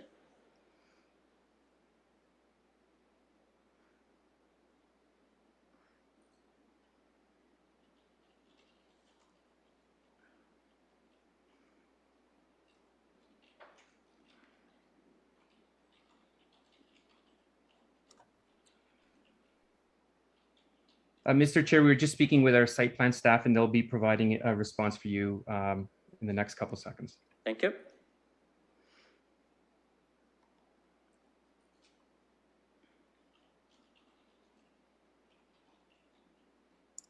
Mr. Chair, it's Mike Pease. Thanks for the time on this. It's a bit of a conundrum because there is no H5 on the site as it stands right now. But there is that reference that Councillor Hopkins was referring to. Looking back at the file, there was a notice of application that was circulated, but there was no actual public site plan meeting that followed through with that, given that the file effectively went on hold for reasons that are unknown at this time. But that is the status. There was no previous public site plan meeting, just notice of it. Okay. What about the fact that it says that final approval of the zoning is to be withheld until a site plan had been approved? Isn't that kind of important?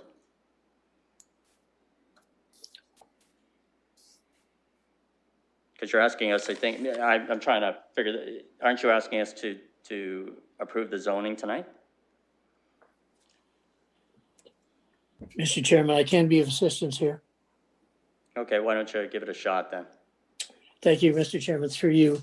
There was a second Ontario Municipal Board hearing based on the city refusing to approve the site plan that was the subject of the board's official plan and zoning decision. So the board's order came out, I believe, in February of 2018 that included the official plan amendment, the zoning amendment, and also the site plan approval. So therefore, there would have been no H5. Thank you, sir. Thank you.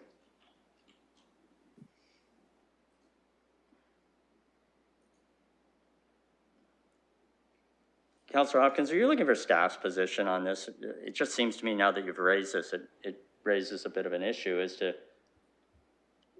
Mr. Chair, I would prefer staff's comments, and I understand that maybe there's a lot of history to this file, and I would like just clarification, and I don't want to rush staff to get the information right away. I think it's something that we can get further clarification as we continue, and of course, this will be going to council as well. All right, so you want to carry on then until we get an answer on this, hopefully? I guess my only concern is it seems to be a direction that we can't approve zoning until a site plan has been approved.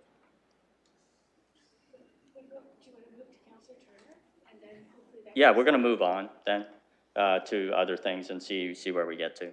All right, further questions from committee members?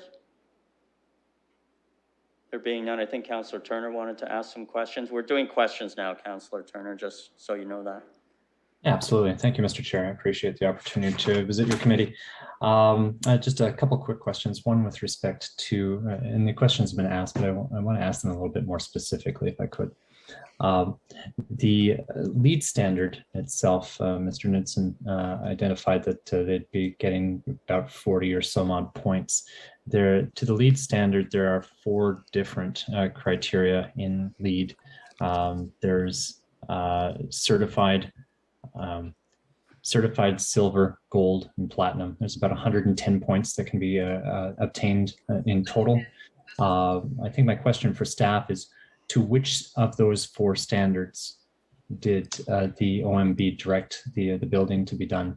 The 40 points or so that Mr. Knudsen identified is certified, which is the lowest of the 4 standards. Thank you. Staff, can you provide an answer to that? Mr. Chair, Michael Thomas Insick here.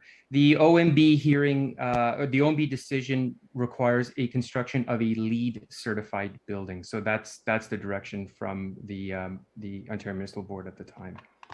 So I would interpret that to be the lowest of the LEED rankings. Okay, thank you. That standard is easily attained by just building with concrete. The next question is specific with respect to the site plan. I appreciate that this has been incorporated into the clause D, it being noted the following site plan matters. The final, and this is clause I within that D, the final building design is to incorporate bird-friendly design features. Recognizing this comes up at site plan itself, is there an opportunity now to be more specific with those bird-friendly design features? Mr. Samuels had identified some of those key ones, as well as Ms. Frank. And I don't know if we can be more specific so that this isn't hashed out a couple months hence when we get to site plan. Through you, Mr. Chair. Staff, please.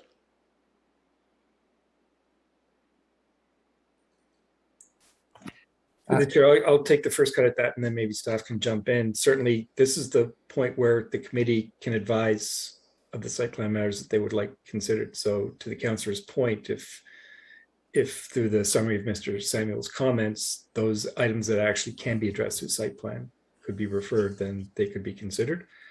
I just want to advise the committee that not all of those matters are able to be addressed through site plan, but certainly to the extent that they can under the current bylaw and under the I'll call it the allowability of our scope under site plan, we can take that direction. Through you, Mr. Chair. Thank you, Mr. Barrett.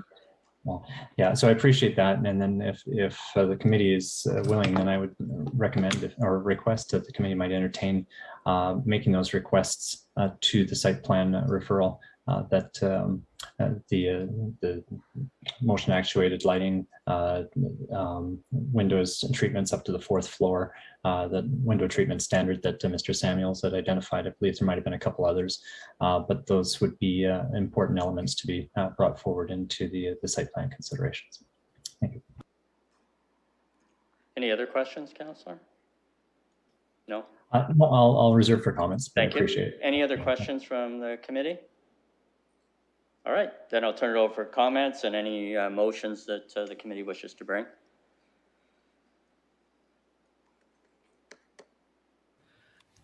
Through you, Mr. Chair, may I just interrupt for a second? Sure. There is an amendment to the recommendation and bylaw with regards to the Housing Development Corporation that I'd like to introduce.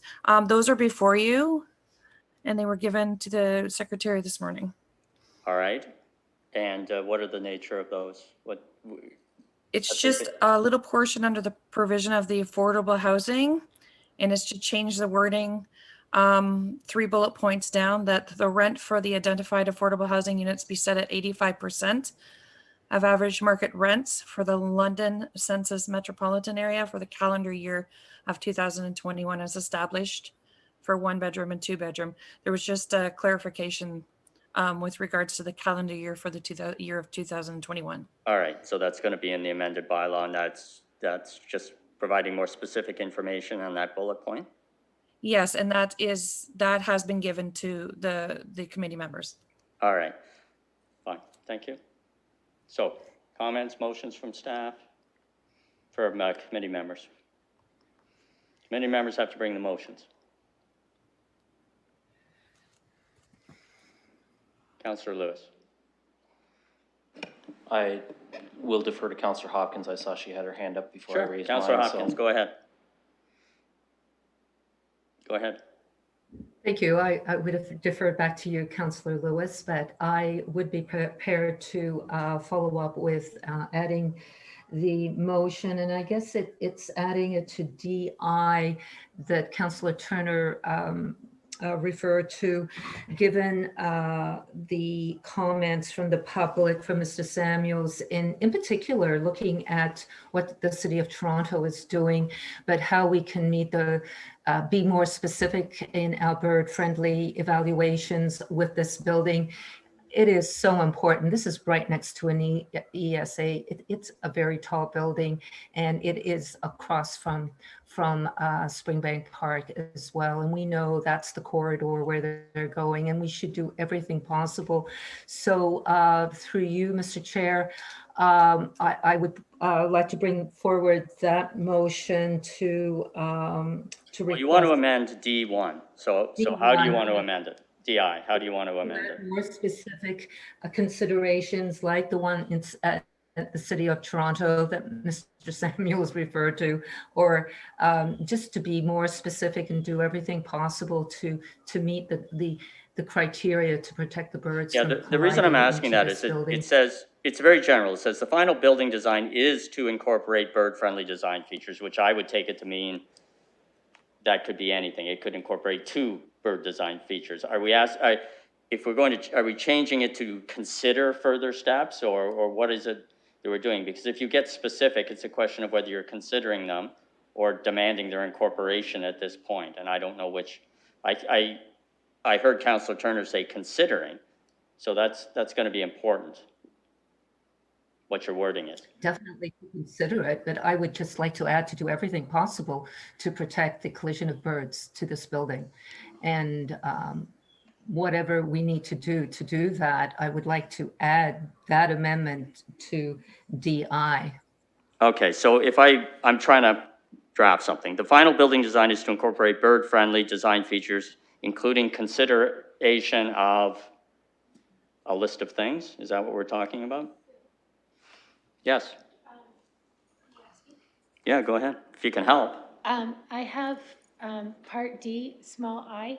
The final building design is to incorporate bird-friendly design features, including, but not limited to, motion actuated lighting and window treatments up to the 4th floor of the proposed building. With the including but not limited to, we are open to adding other bird-friendly features. Okay, I'm sorry, did it say including consideration of? I can certainly add including. Yeah, the reason of the importance here to me is that if you say the final building design is to incorporate building design features, including, and you make a list, you're making them mandatory. And I just want to make sure that's what this committee wants to do, or you want the site plan process to consider whether those are applicable, they can be done, or whatever. I'm trying to be, I think it's important what the wording is. Mr. Chair, I appreciate the importance of our wording and maybe adding to do everything possible to make this building bird friendly. That's, you can use that language. It's not very specific language. I'm trying to get to where we want to get to here. Councillor Lewis, can you help? Thank you, Mr. Chair, and hopefully I can help. I certainly understand where Councillor Hopkins is trying to go.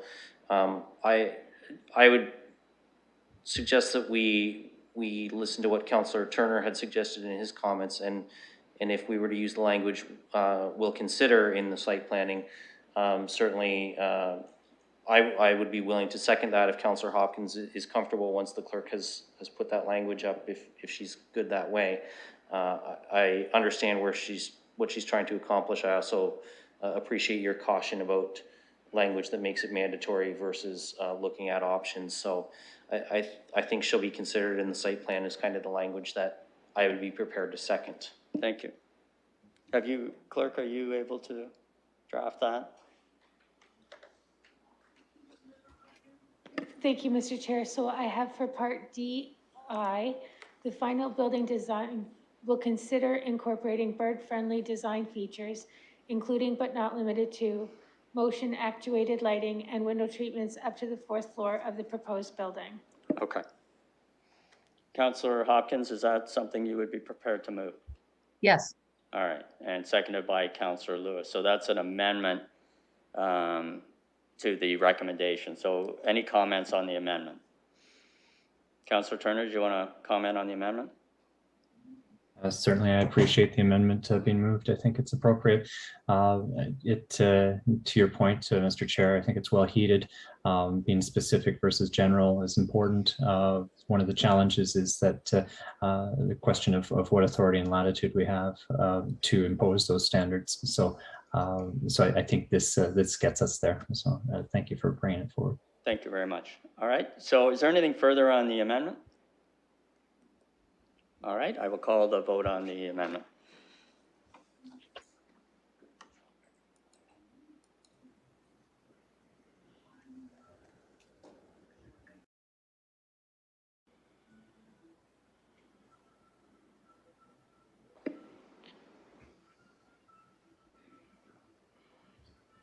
Councillor Hopkins? Closing the vote, the motion carries 4-0. All right, and now we're looking. Motion, is someone prepared to move it with the amendment? Councillor Lehman, seconded by Councillor Lewis. Discussion on the motion as amended. Councillor Turner, your hand has been up for a while. Did you want to speak on the total motion now? I didn't know if you did. When I have the opportunity, it doesn't look like the committee members are, so go ahead. Okay, thank you, Mr. Chair. So to this, this has created a fair amount of interest within the neighborhood. This is a long-standing file. In fact, actually, I spoke to this at the public participation meeting prior to becoming a councillor. This was in the year of the election, actually, back in 2014. At that point, I spoke against it. The intensification within the area was inconsistent with the intensification in those along that corridor. The focus for intensification had been predominantly at the corners, mostly at Wonderland and Springbank, and a little bit further down. But this it came a lot further down Springbank, and this is part of one of the reasons why staff, I believe, recommended refusal at the time.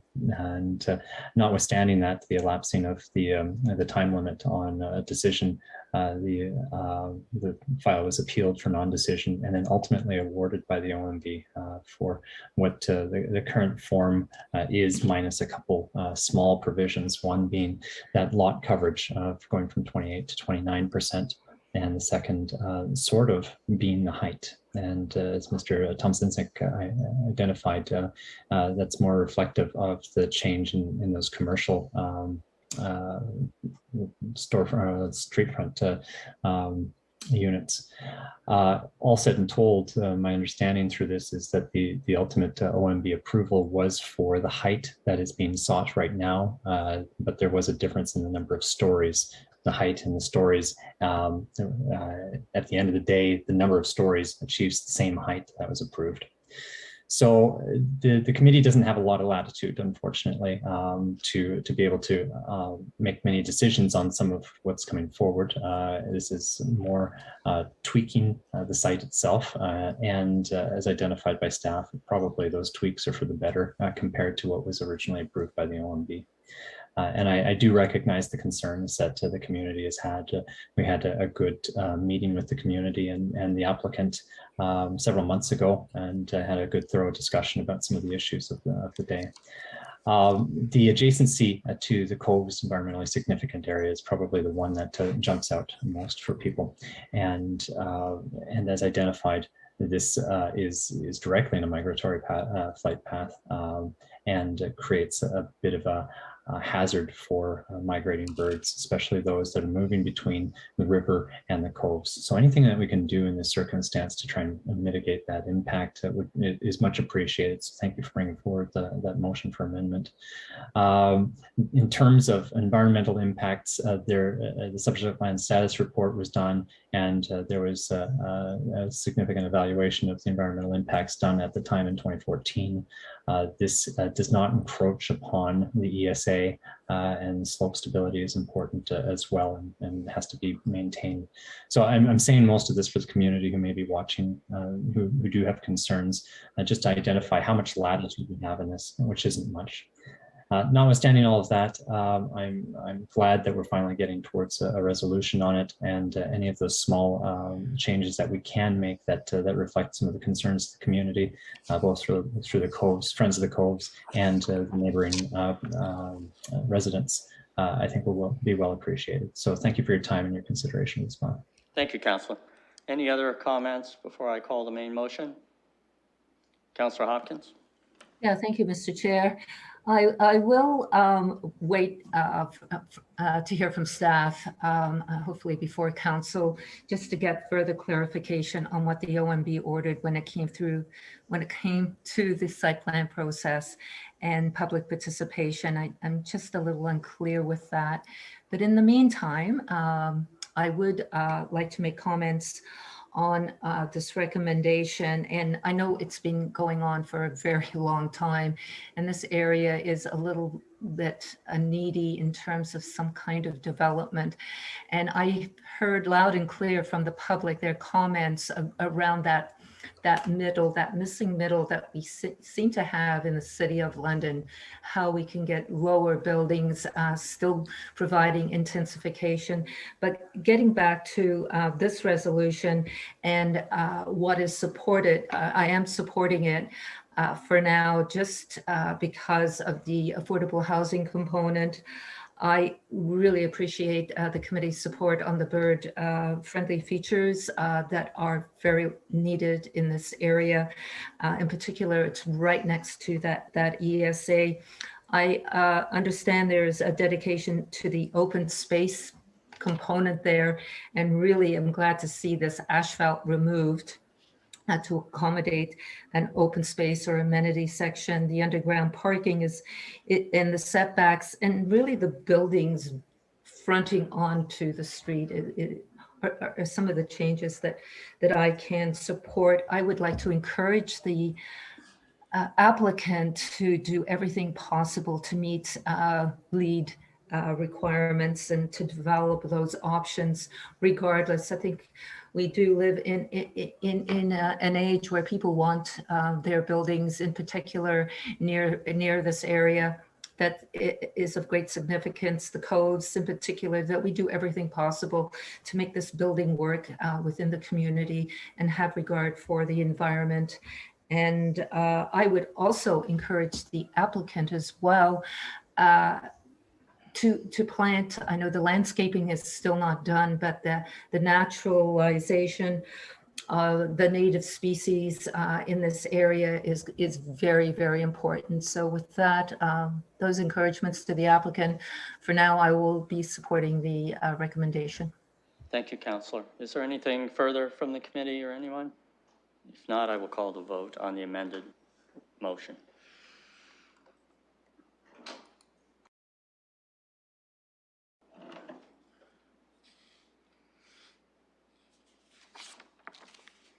Closing the vote, the motion carries 4-0.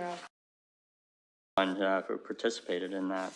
The next matter is item 3.5, which is a public participation meeting with regard to the Argyle Core Area Community Improvement Plan. And we'll have to open the public participation meeting, moved by Councillor Lehman, seconded by Councillor Lewis. If there's nothing further, I will call the vote.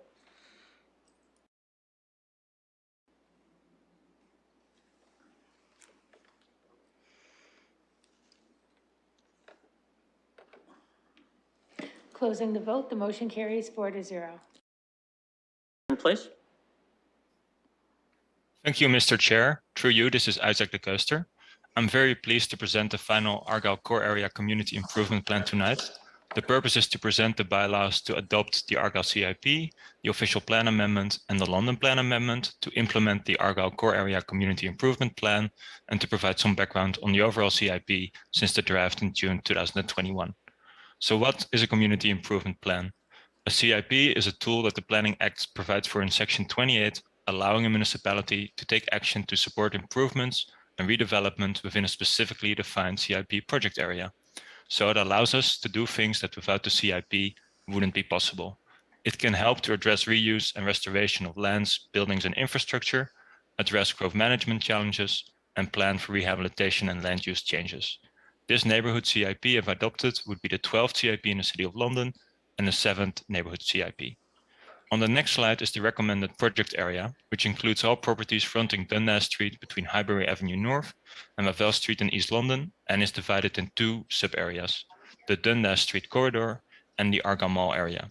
Of course, the Argyle neighborhood is much larger than just the Dundas corridor, but based on the regeneration study undertaken in 2020, this project area was chosen as stakeholders identified the Dundas Street corridor as the location where the need for community improvement was the greatest. As Dundas Street is the main artery through the community, where most businesses are located, regeneration and revitalization initiatives in this area will provide the most benefits for the overall Argyle Core Area community. How can the Argyle Core Area CIP positively affect the community? In terms of the process, through this project that started in October 2019, we engaged the community, strengthened relationships with the BIA and ACA, built connections, transferred and provided information through community information meetings, and defined a vision and goal with the community. This resulted in action items that can be divided in municipal action items, community opportunities, and priorities that were identified and completed during the Argyle Area CIP process. So overall, the positive effect of this CIP is that it has provided a coordinated framework to support the Argyle community in many ways. This framework is supported by the vision the community developed. By 2035, the Argyle Core Area will be a welcoming, well-maintained, and safe destination with unique small businesses and shops, as well as supporting an established growing residential neighborhood. The improvement goals and action items have been organized in 6 improvement categories: developing a high-quality public realm, a safer neighborhood for all, supporting businesses, enhancing parks and places to sit and linger, improved mobility, and strengthening the community. In total, 39 action items are proposed, 25 municipal action items, and 14 community opportunities. I would like to briefly mention that the CIP contains 3 different financial incentive programs: the facade improvement loan, upgrade to building code loan, and rehabilitation and tax redevelopment grant. As noted in the staff report, funding for existing CIP incentive programs will expire no later than December 2023, pending a municipal council review prior to the adoption of the 2024-2027 multi-year budget. Therefore, staff is recommending that funding for any incentive programs or other financial requirements for the Argyle CIP be considered through the comprehensive review of funding levels for all CIPs prior to the next multi-year budget. The CIP contains targets, indicators of success, and baseline conditions that are set out. The CIP provides for a monitoring report, and of course, the financial incentive programs will be reviewed once funding becomes available. This is very important as CIPs are not a static document, but require updates based on the growth and change in the community. That brings me to the recommendations. In the interest of time, I will only mention that we will amend the 1989 official plan, the London plan, and bylaws in order to implement the CIP. That concludes my presentation. I want to thank the Argyle community and all stakeholders for their instrumental role in this process, and I'm available for questions. Thank you. Thank you very much. Well under 5 minutes. Appreciate it. Any technical questions from the committee? There being none, we'll move on to public comments. Through you, Mr. Chair, Jay Truesdell. Go ahead, sir. Thank you, committee members, for the opportunity to speak today. My name is Jay Truesdell, and I'm the Director of Corporate Affairs for Smart Centers. We own and operate the Argyle Mall within the proposed community improvement plan area, and we appreciate the opportunities to engage with staff on the CIP and want to acknowledge the forward thinking that has gone into it. Smart Centers was founded on providing value-oriented retail to communities across Canada, And for the past 5 years, we've begun intensifying our centers by adding residential, both condo and purpose-built rental, seniors housing, and self-storage to begin to build truly mixed-use communities. Presently, Smart Centers has applications or approvals for over 7,000 residential units across Ontario, ranging from townhomes in Cambridge to high-rise luxury rentals in Midtown Toronto. We've been working with partners across the country to build our sites into communities that fit their local context and help them achieve their goals for growth. We're very pleased to see that the strategies presented in this report will contribute to the community and help move us all forward toward a brighter future. I want to thank staff again and thank the committee members and eventually council for looking at this with seriousness and for including us in the conversation. Thank you very much. Thank you. Next speaker. Through you, Mr. Chair, I believe there are people in committee room. All right. Members of the community in the committee room who wish to speak to the Argyle Core Area Plan.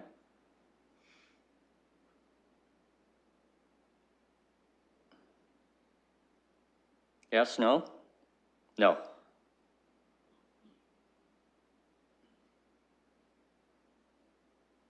All right, are there any other speakers? No. Through you, Mr. Chair, no. All right, we'll have to close the public participation meeting. Somebody move that for me, please. Councillor Lewis, seconded by Councillor Lehman. If there's nothing further, I'll call the vote.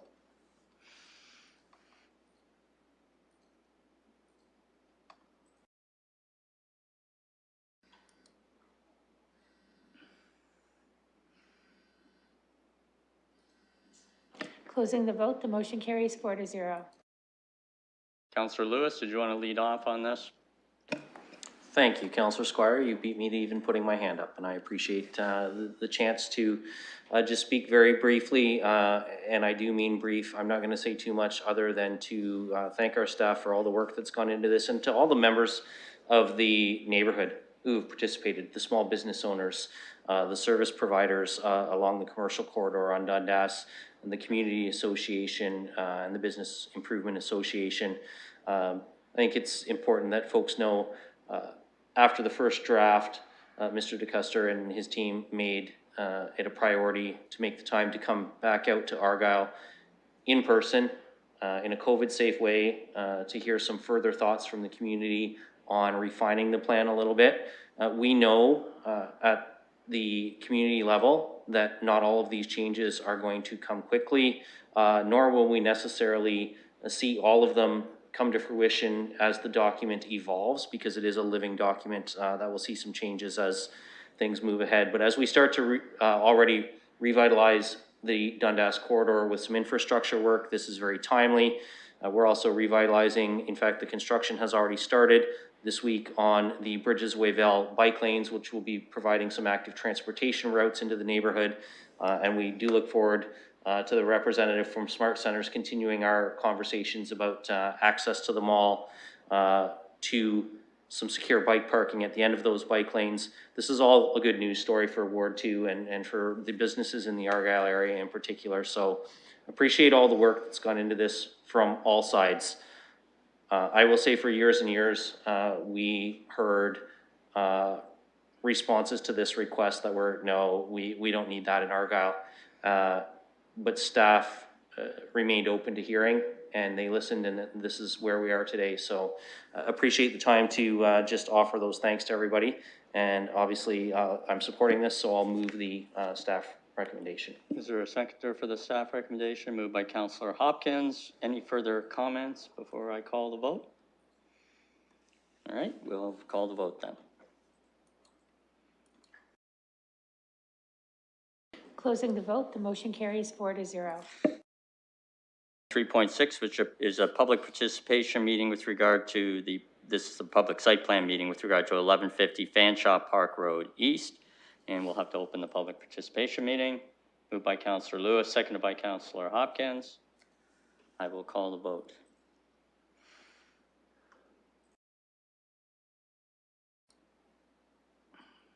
Closing the vote, the motion carries 4-0. Please. Thank you, Mr. Chair. This is Melanie Vivian, Site Development Planner. There is a presentation. It does start on page 366 of the agenda there. Thank you. So the proposed development before us today is located at 1150 Fanshawe Park Road East. This property does have frontage along both Fanshawe Park Road East and Stackhouse Avenue.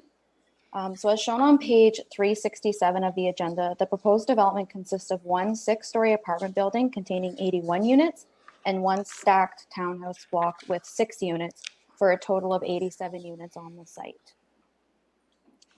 The apartment building is proposed to be 21 meters in height, with the stacked townhouses proposed to be 11 meters in height. Part of council's resolution through the zoning bylaw amendment from last year included the provision of minimal or no windows to the habitable rooms along the west facade of those stacked townhouses. So staff are still working with the applicant to confirm that the windows on the west elevation are mainly for non-habitable spaces, and that's to ensure that the resolution of council is generally maintained. So I'm moving on to page 369 now. So just some background on this. The site did go through a zoning bylaw amendment and official plan amendment last year to permit that 6-story apartment building and stacked townhouse for a density of 133 units per hectare, the 87 units there. Through that rezoning and official plan amendment, minimum parking count of 110 spaces was approved. The parking on the site is a mix of surface parking and one level of underground for a total of 111 parking spaces for all uses on site. This also includes the 5 barrier-free stalls. Visitor parking will be provided in accordance with the site plan control bylaw, and this will be done at a rate of 1 space for every 10 units. This will also assist to ensure that overflow parking does not make it to the side streets. The applicant is proposing a lot coverage of 27.1%, which is well below the maximum of 40%, as well as a landscape open space of 38.5, which is greater than the minimum required 30%. So on to page 370 there. The resolution of council from the rezoning included direction to the site plan approval authority for garbage storage to be located internal to the building, the fencing along the west property boundary to be installed or enhanced to provide adequate screening, minimizing the impact of headlights and enhanced privacy. I had asked for the enhanced provision of landscaping along the southwest property boundary to provide screening for those stacked townhouse dwellings and minimal to no windows to habitable rooms for the west facade of the stacked townhouses. So as part of the overall circulation, staff did receive 12 comments from the public with respect to the application. And many of the concerns raised were due to privacy, garbage storage, damage to surrounding homes due to construction, the scale of the development, loss of trees, and traffic concerns with the increased density. So one of the more prominent matters that we did hear was the loss of privacy and landscaping. So in terms of privacy, there is an existing board-on-board fence, which is generally 1.8 meters in height. And it's generally board-on-board across the western property boundary. So a site visit was conducted to confirm the height of that existing fence and to examine the condition of it. It is noted that there were a few gaps in the fence that there is currently chain link existing. So as part of the site plan approval process, we'll be working with the applicant to provide that board-on-board all the way across. And then through this as well, we'll look to ensure that the preservation of the fence is maintained throughout the construction process. So with respect to the landscaping, page 371 of the agenda assists to further demonstrate the proposed on-site landscaping, including the retention of the mature trees along the western property boundary. So these trees will assist in continuing to provide screening and privacy from the proposed development. So staff are still working with the applicant to provide for as many plantings as possible that provide for those screening qualities that exceed the minimum requirements of the site plan control bylaw. It's also noted that we are still looking to provide those landscaping areas where it does interact with engineering matters, so those conversations are ongoing. To conclude, staff are of the opinion that the proposed plan satisfy council's resolution. I'm happy to go into more detail and answer any questions you may have. Thank you. Thank you. Any technical questions for staff? There being none, is the applicant here?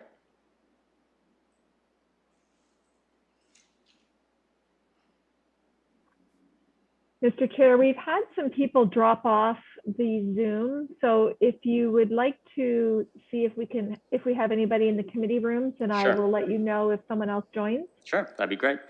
In the committee room, anybody wish to comment on this development on Fanshawe Park Road East?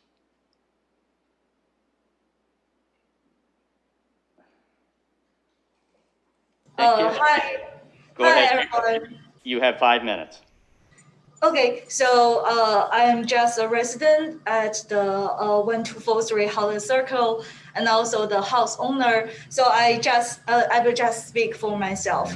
So I strongly against the construction plan of 1150 Fanshawe Parkway East, and mainly for two reasons. First, this is an apartment building and it has very high elevation. And in the upper level of the apartment building, it will have a very nice view of all our backyards. So essentially, we have a great loss of privacy, and our houses are under the supervision or under the seeing of all the residents of the apartment building. And especially consider that our community of the Holly Circle, we have a lot of small kids and a lot of children are playing by the street and in the backyard every day. So this building of the high apartment building is really concerning for us about our own privacy and also the security for our kids. So this is my first main point why I'm very against the building of the apartment construction. So like the alternative thing like building townhouse or single houses, I think many of the residents will find it acceptable. But building high apartment in a neighborhood that has a lot of like single houses with very young families, I don't think it is a very like good decision, and it won't be a good mixture of the community. And secondly, so the area now, it is like a small forest area, and it has a lot of bushes and trees, and it is a natural habitat of a lot of small animals. So I can spot like the groundhog, the deers, rabbits in my backyard. So I'm concerning that if we are erasing this bush area, it will be a big disaster for the local animals, and it will destroy the local balance for the small animals. So I think from the environment perspective, I also strongly against the plan of building the apartment buildings. Yep, that's it from me. Thank you very much. Thank you. Is there anyone else in the committee room who wishes to speak? No. Now, is there someone on the Zoom call who wishes to speak? Through you, Mr. Chair, we do not have anyone at this time. However, I have been advised that the applicant is trying to get on. All right, why don't we wait a few moments for that?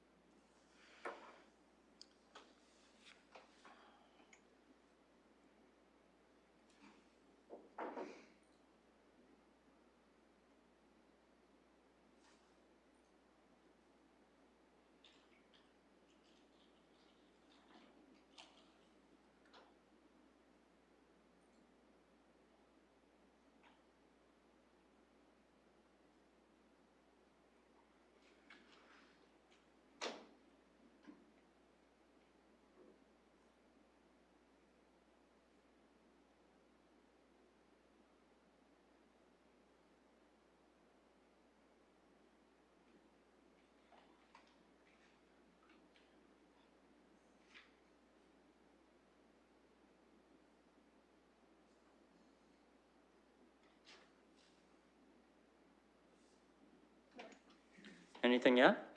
Barb just emailed her because she's not showing up on our screen. Okay. It's just a question of how long are we going to have to wait, or do we have any idea? Guess not.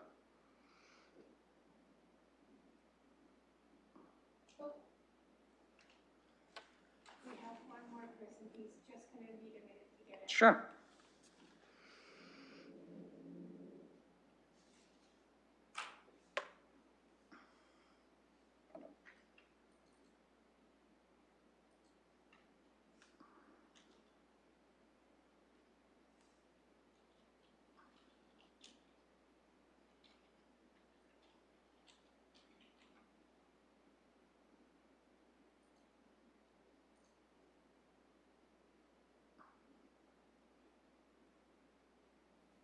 Mr. Chair, we do have somebody joining by phone.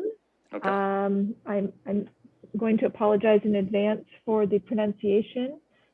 Yudbir Parmar. Okay. Are you on the line?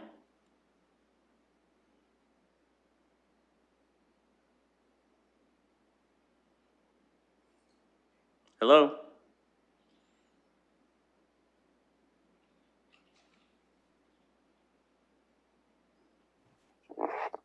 Hello? Hello? Yes. Hello? Yeah, I can hear you, sir. Okay, I can hear you too. So you've got 5 minutes. So if you'd like to go ahead and start anytime you like.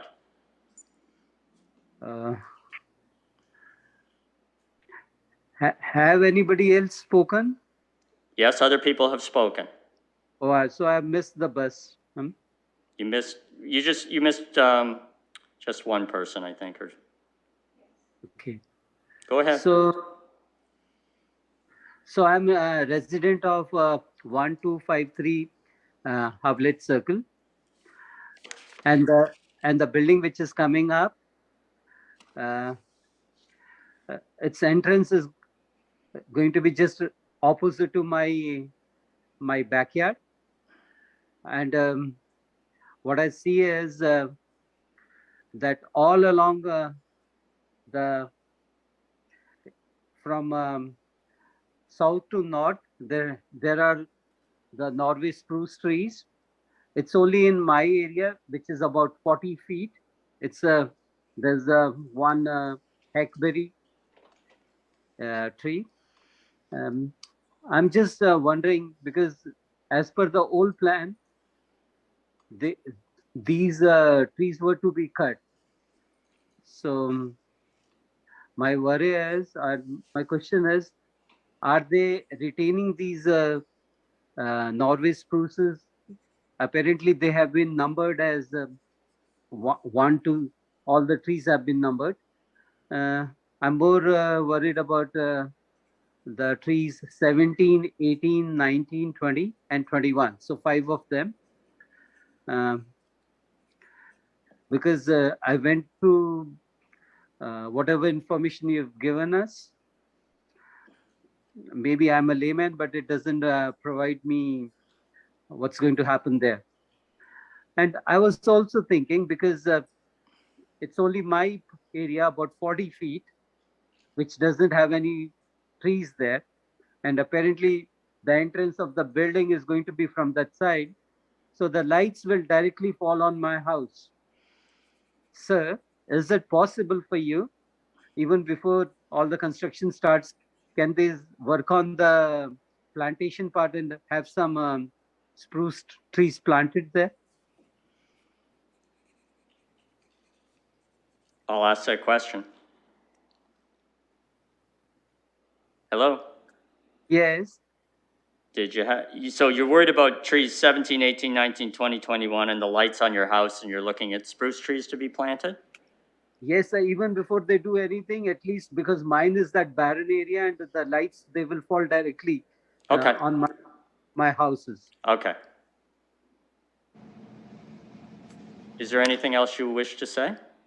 One more thing is that I'm not sure what type of that garbage collection center is going to be. And unfortunately, that's also going to be just opposite to my house, right?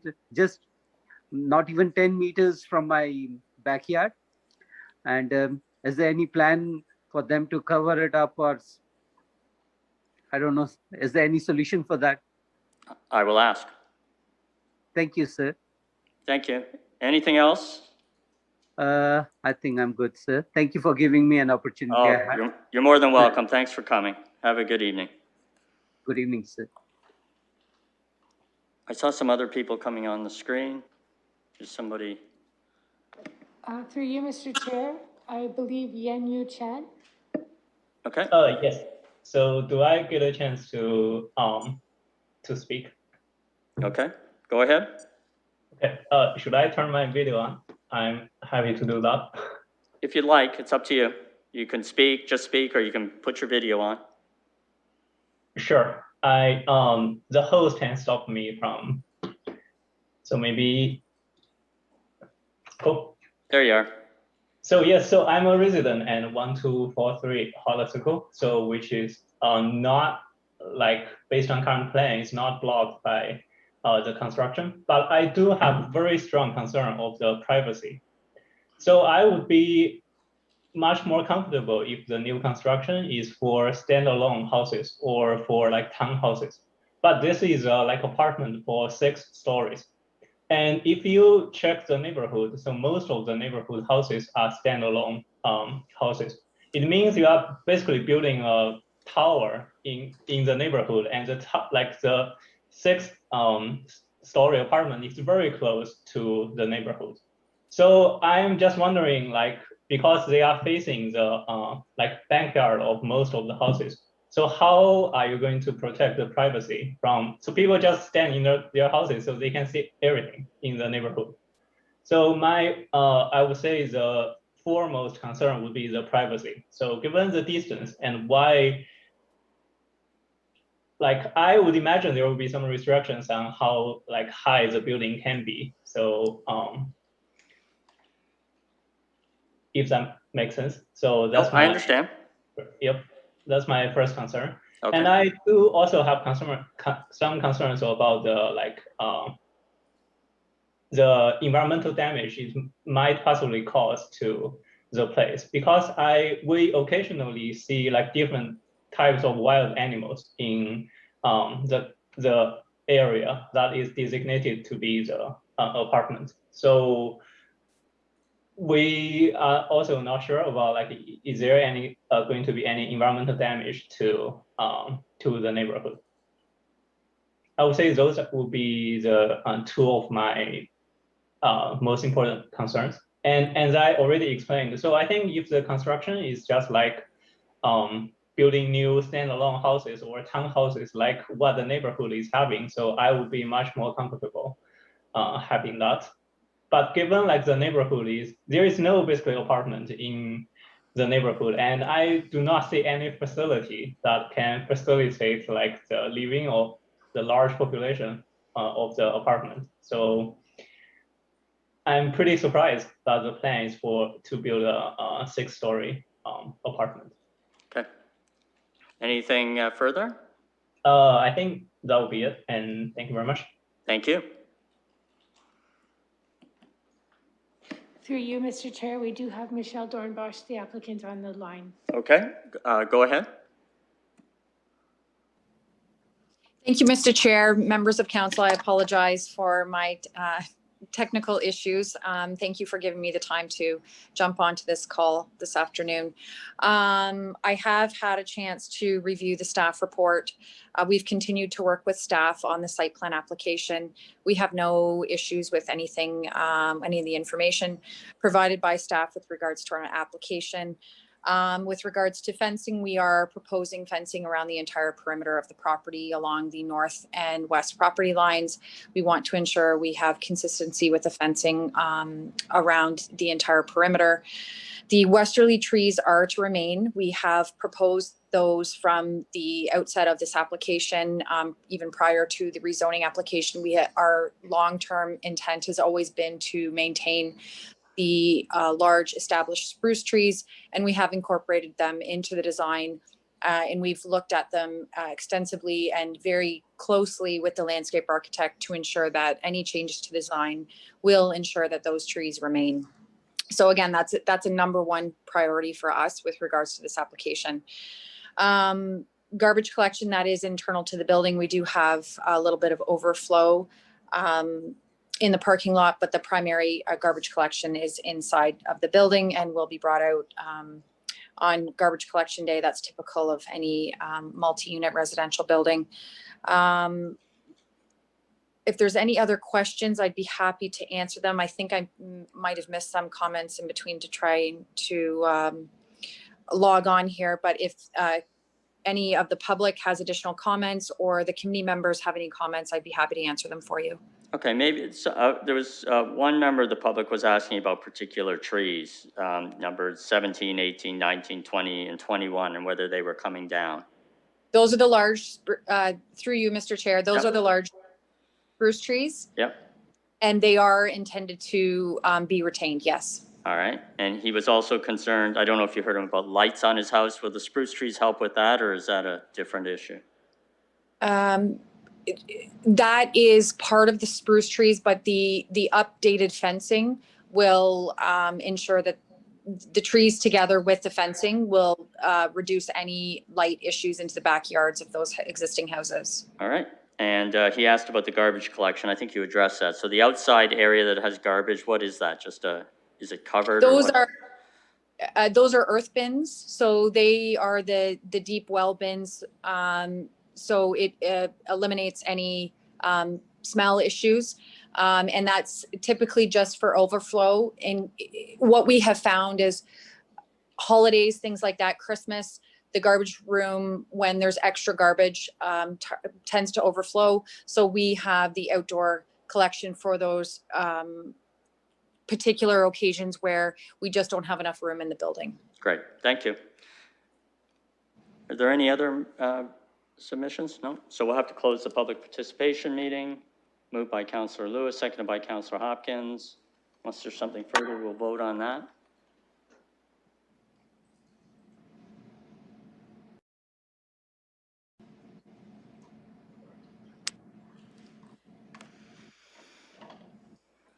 Closing the vote, the motion carries 4-0. Any questions? We'll start with questions if anyone has one, or we can do comments at the same time, I suppose. At this point in time, I see the ward councillor is here. Why don't you go ahead, ward councillor, since nobody's jumping to speak. Thank you, Mr. Chair, for recognizing me at your committee. And I want to thank the residents of Howlett Circle and the area that have come out tonight, and also that the residents in the area that have remained engaged on this issue for some time now.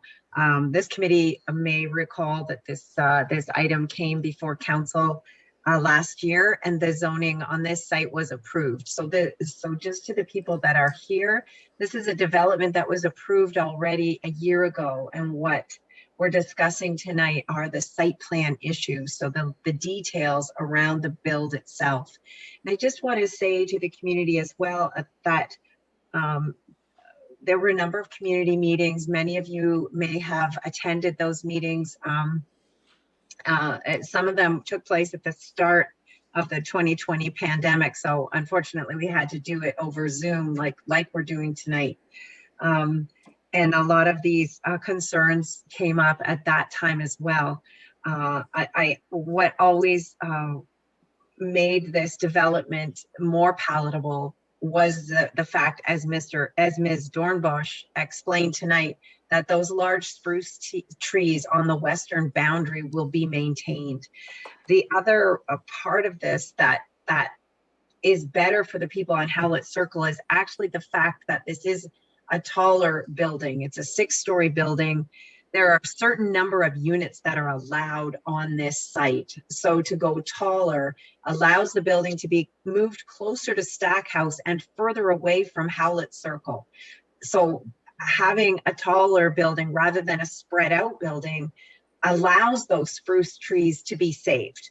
If it was a smaller, shorter, but wider building, then you have excavation that takes place closer to the roots of those trees, and it compromises the health of those trees. And a lot of times in those situations, mature trees are lost. So I just want to make sure people understand that with a taller building, that means it can be pushed further away, and that saves those trees. I know there are issues of traffic. I know people have talked in their submissions about crossing Fanshawe Park Road at this area and how busy Stackhouse Road is where it meets Fanshawe. There have been over the years a number of people in the Grenfell neighborhood that have asked for a traffic light at that spot. And so far, city staff keep telling me that the traffic volumes are not high enough yet to justify a traffic light at that stop. There is considerable development that is scheduled, that will take place in the future there. And I want people to understand that this building represents really a small in the grand scheme of things, a small development. On the opposite side of Stackhouse Road, that you'll notice that there is a lot of empty land there. All of that has already, in years past, been set aside for residential development. So an expansion of the existing subdivision that you all live in. So your subdivision right now has pretty much stopped at Stackhouse. It is going to continue to the east. That is all set up for development, possibly in the near future. So I think it's really important for people to understand that.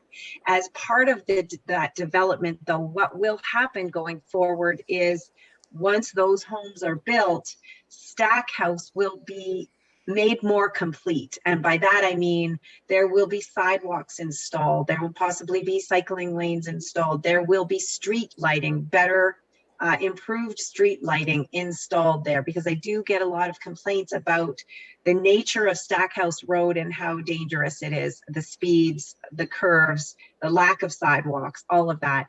That will all take place as that future development takes place. And most likely as well, a stoplight at the intersection of Fanshawe Park Road and Stackhouse. So I want people to understand that to a great degree, this development is something that was allowed on this site. And what City Council did a year ago was ensure that the design that was proposed by the developer is something that would keep it as far away from the smaller houses on Howlett Circle and maintain that spruce hedge that is already existing on the site. So again, I understand how people have concerns. It's important for people to know that there is a lot of development that has already been approved in many years past in the area, and all of that development will take place over the coming years. Thank you, Mr. Chair. You're welcome. Other comments from committee? Someone prepared to move the recommendation? Moved by Councillor Lehman, seconded by Councillor Lewis. Any further discussion? Councillor Hopkins? Go ahead. Thank you, Mr. Chair. I'm just having a few problems with my technology here, but I do want to thank the community for coming out. I know when we have these infills, it is a concern in the community because it does change their community.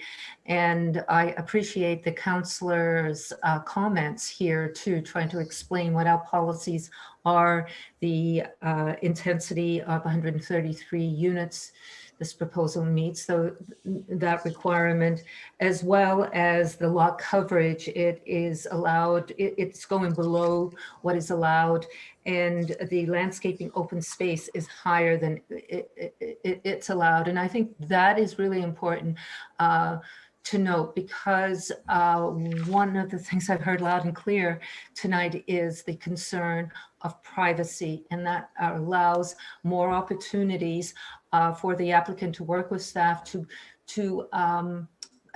put in privacy trees, for instance. I understand and thank the applicant for adding the fencing that's going to go around. That is important, but also working with staff.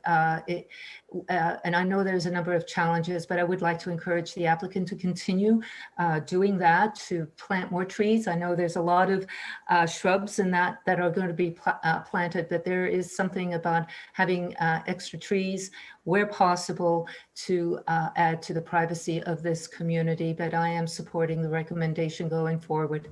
All right, if there's nothing further, I will call the vote.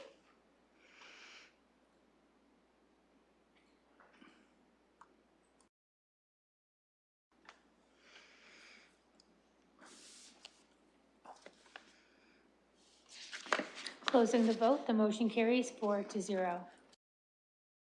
For direction, we have one matter, item 4.1, which is the 9th report of the London Advisory Committee on Heritage. We've already approved paragraph 4.2, so I just need a motion to receive and file the balance of the report.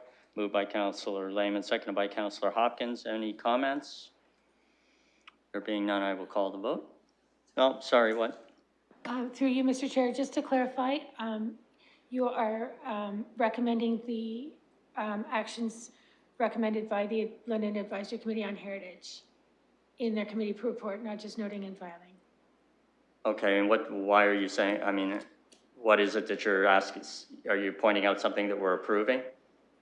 There is a recommendation. There is a difference between noting and filing and approving, and I just want to make sure council understands if we're approving something. Yes. Okay, so. One of the recommendations, 4.1 in the Latch report, is to designate the property at 44 Bruce Street. The other recommendation that Latch has that you've already approved, the 900 King Street. Yeah. The other one is relating to the application at 560 and 562 Wellington Street, that the London Advisory Committee on Heritage is reiterating, its previous comments. And those are just the two that I want to make sure the committee realizes that they're approving.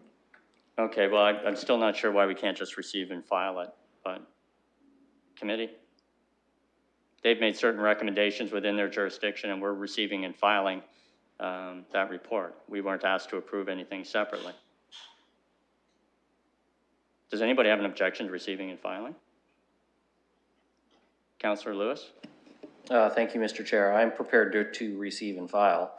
I'm not prepared to, as a committee, endorse their recommendations on heritage designation on those two properties. Frankly, there's not enough information in their report for me to make a decision on that. Yeah, as committee chair, I just want to point out that this matter's been dealt with previously, and there is a big difference between receiving and filing, going separately to endorse actions taken from a committee. I'm going to let the motion to receive and file stand, and we'll vote on that.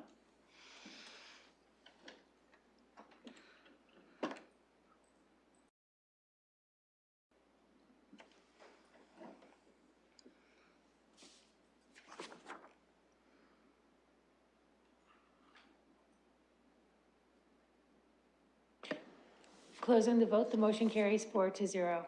All right, and now we have third matters, additional business. We have confidential matters. So I'm looking for a motion to go into confidential session for the first two reasons enunciated. We're no longer meeting on the third matter, which is litigation, potential litigation. So if I could get that motion moved by Councillor Hopkins, seconded by Councillor Lehman, and I'll call the vote. Yes, voting by hand. And we're going to go into confidential session. That'll just take a moment, won't it? Yeah.